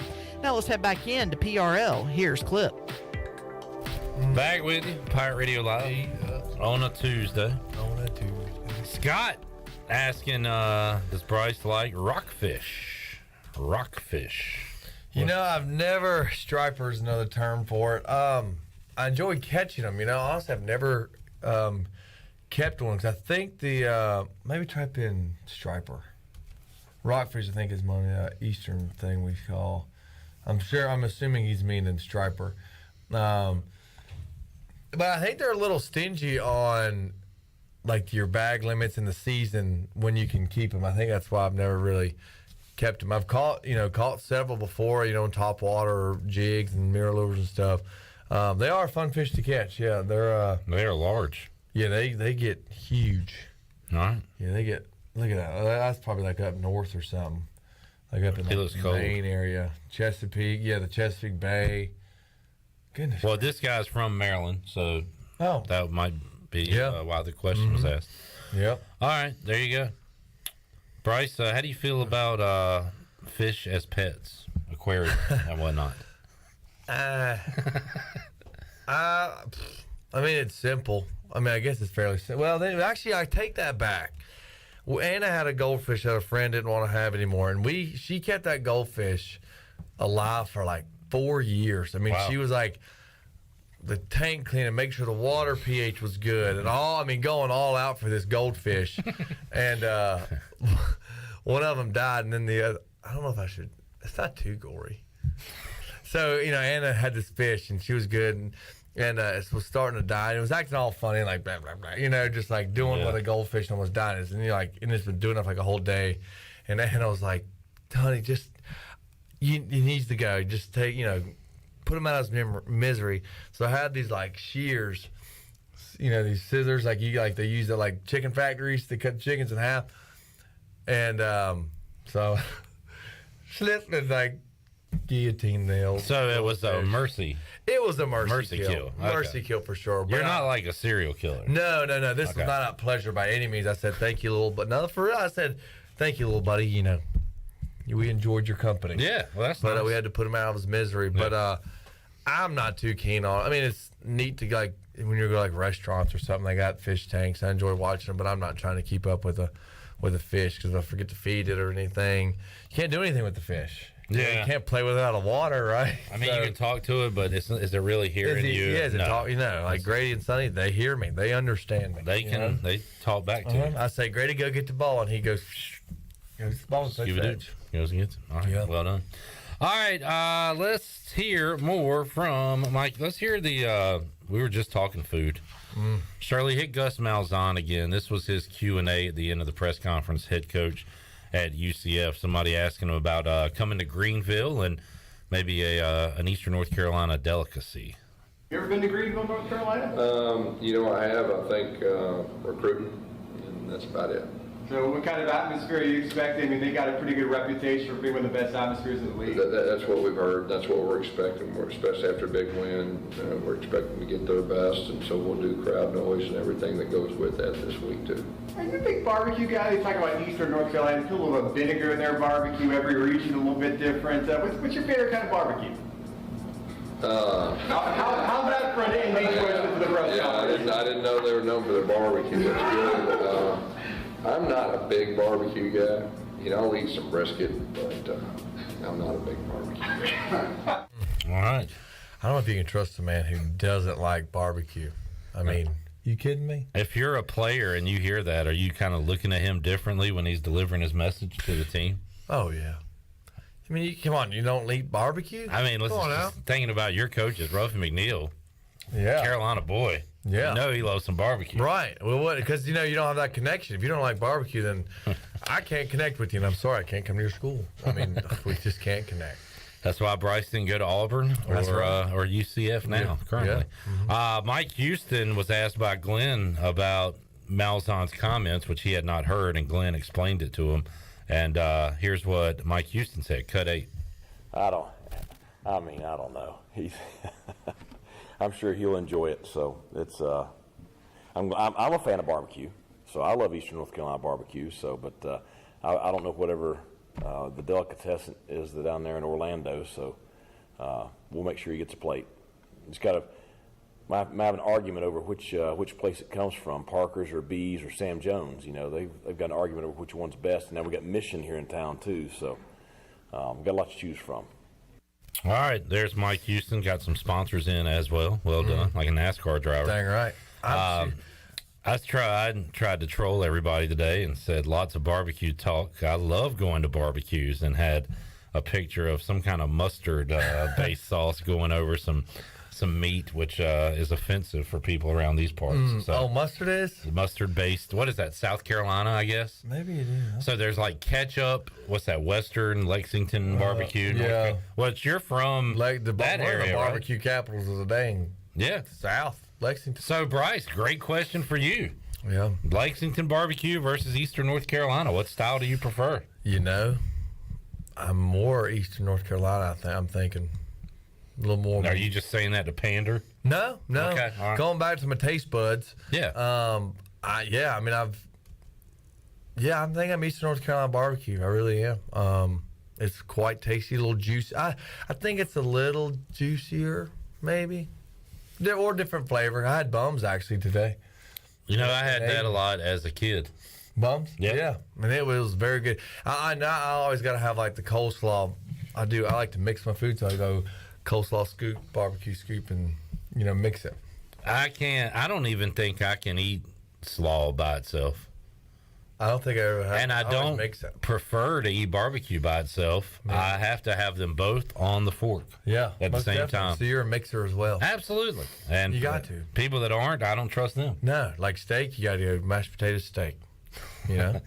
That's just me. I'm a mixer. I'm just a food mixer. I like mixing. I used to like when, for some reason I don't really do this a lot these days, but putting peas on the mashed potatoes, garden peas. I would eat it, but not something you normally do. Actually, yeah, it's a great marriage. I'd mix it. I'm telling you, I'd mix it. Great marriage. I do enjoy peas, but I won't hate on Western barbecue, like the whole brisket stuff, like smoked sausage. I will love that. I'll gorge on that for sure.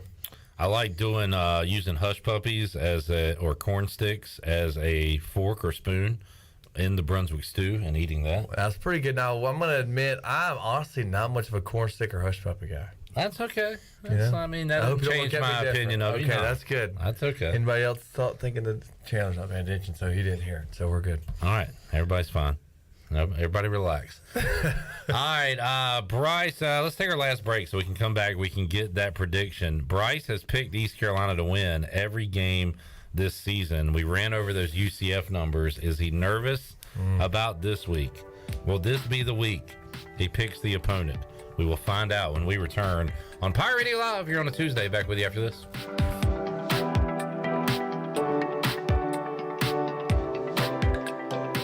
Here today with Jeff Stein from Brown & Wood. Jeff, how's the service department? Service is going great. Like I told you before, 2022 is a year of the customer. We've been voted #1 dealership in Greenville for 3 years in a row, and there's a reason why. For service, we still offer free pickup and drop-off, so we're trying to make it super convenient for the customer. And right now, our customers are repairing their vehicles more than ever. How can people make a service appointment? They can go to brownwood.net or dial 355-6080.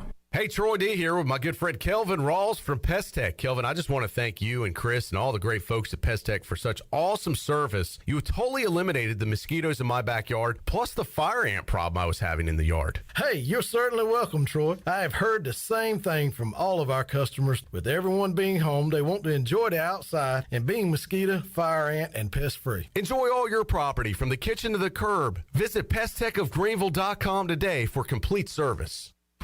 Are you ready for some football, Pirate Nation? Bud Light is America's favorite light beer and the official beer of the ECU Pirates. When planning your fun times this football season, be sure to pick up some Bud Light at your favorite retailer. Bud Light carefully brews their beer to be perfect for anywhere there's fun. Because when there's fun, Bud Light is there. Get ready to have fun this season, Pirate Nation, and always stay in the game and drink responsibly. Bud Light, the official beer of the ECU Pirates, and proudly distributed by Carolina Eagle Distributing since 1989.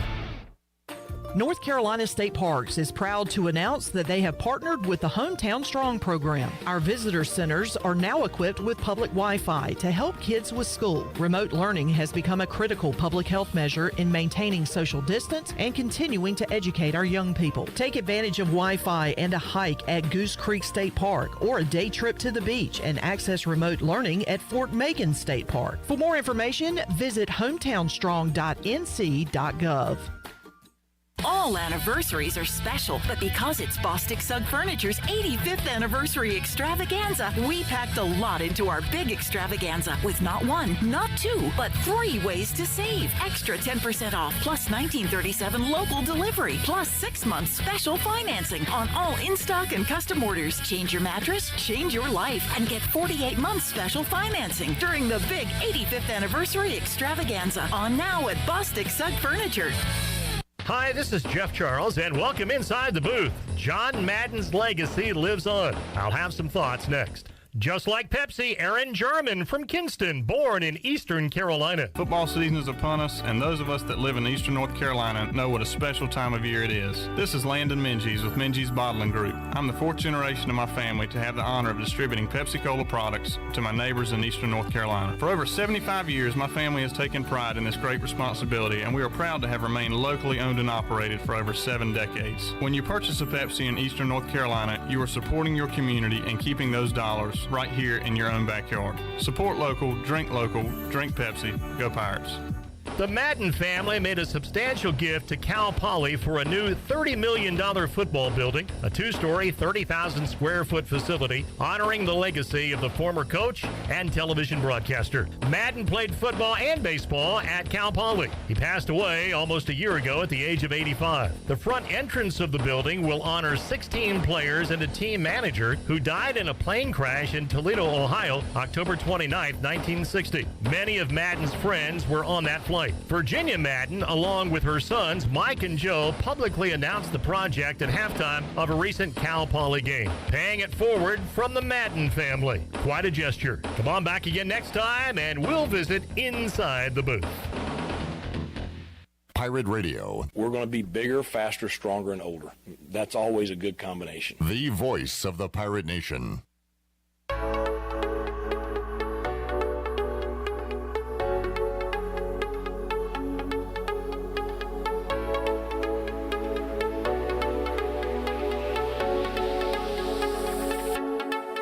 You're listening to Hour 3 of Pirate Radio Live. This hour of PRL is brought to you by Bud Light, reminding Pirate fans to stay in the game and drink responsibly. Bud Light, the official beer of the ECU Pirates, and proudly distributed by Carolina Eagle Distributing since 1989. Now, back to the show. Welcome back. Taking a quick look at your stock market report. The Dow was up 337 points at 30,523. NASDAQ was ahead 96 at 10,772.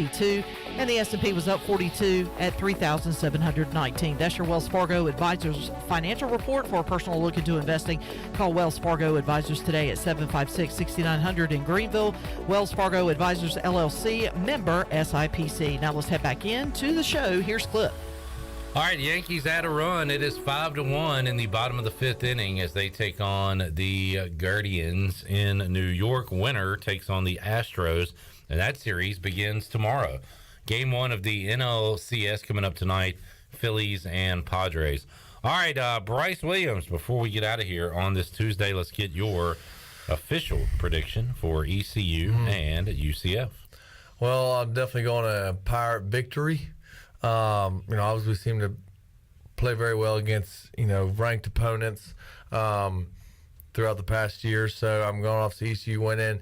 You gave me the spread, pass. You pretty much give me everything I need to make my prediction. I give you all the ingredients, and now you make the dish. Exactly. So ECU, I'm going to go ECU 38, UCF 33. A good old shootout. Yeah. I think it's going to be pretty tight. I just hope we play well, and, hey, do your job. All right. I like it. Do your job. Bryce, hopefully you can find it on the television. If Anna's here, I'll be able to find it. Anna's going to have you covered because I think Chan Man and I might be back at the game. But for one of these road Friday night games coming up. Yeah. It'd be cool if... it's a Friday night game. Okay. How about a late night Friday night versus BYU or Cincinnati? You come with us. There we go. Check it out. Up in this crib. Yeah. When is that? What's the dates there? So next Friday is BYU, which would be Friday the 28th, I reckon. What time's that game? And then the Pirates, 8 o'clock. Okay. Then the Pirates have an off week, and then they'll play again on Friday the 11th, I believe. So back-to-back Friday games with a week off in between. Okay. I might have to check your calendar. I might have to put that on a schedule. All right. Thank you for hanging out, Bryce. Thank y'all for having me. Enjoyed it. Shirley, Oh, yeah. Chandler, we'll see you Wednesday, 3 o'clock for an all-new edition of Pirate Radio Live. Thanks, folks. We'll talk to you then. So long, everybody. Thanks for listening to Pirate Radio Live, an exclusive presentation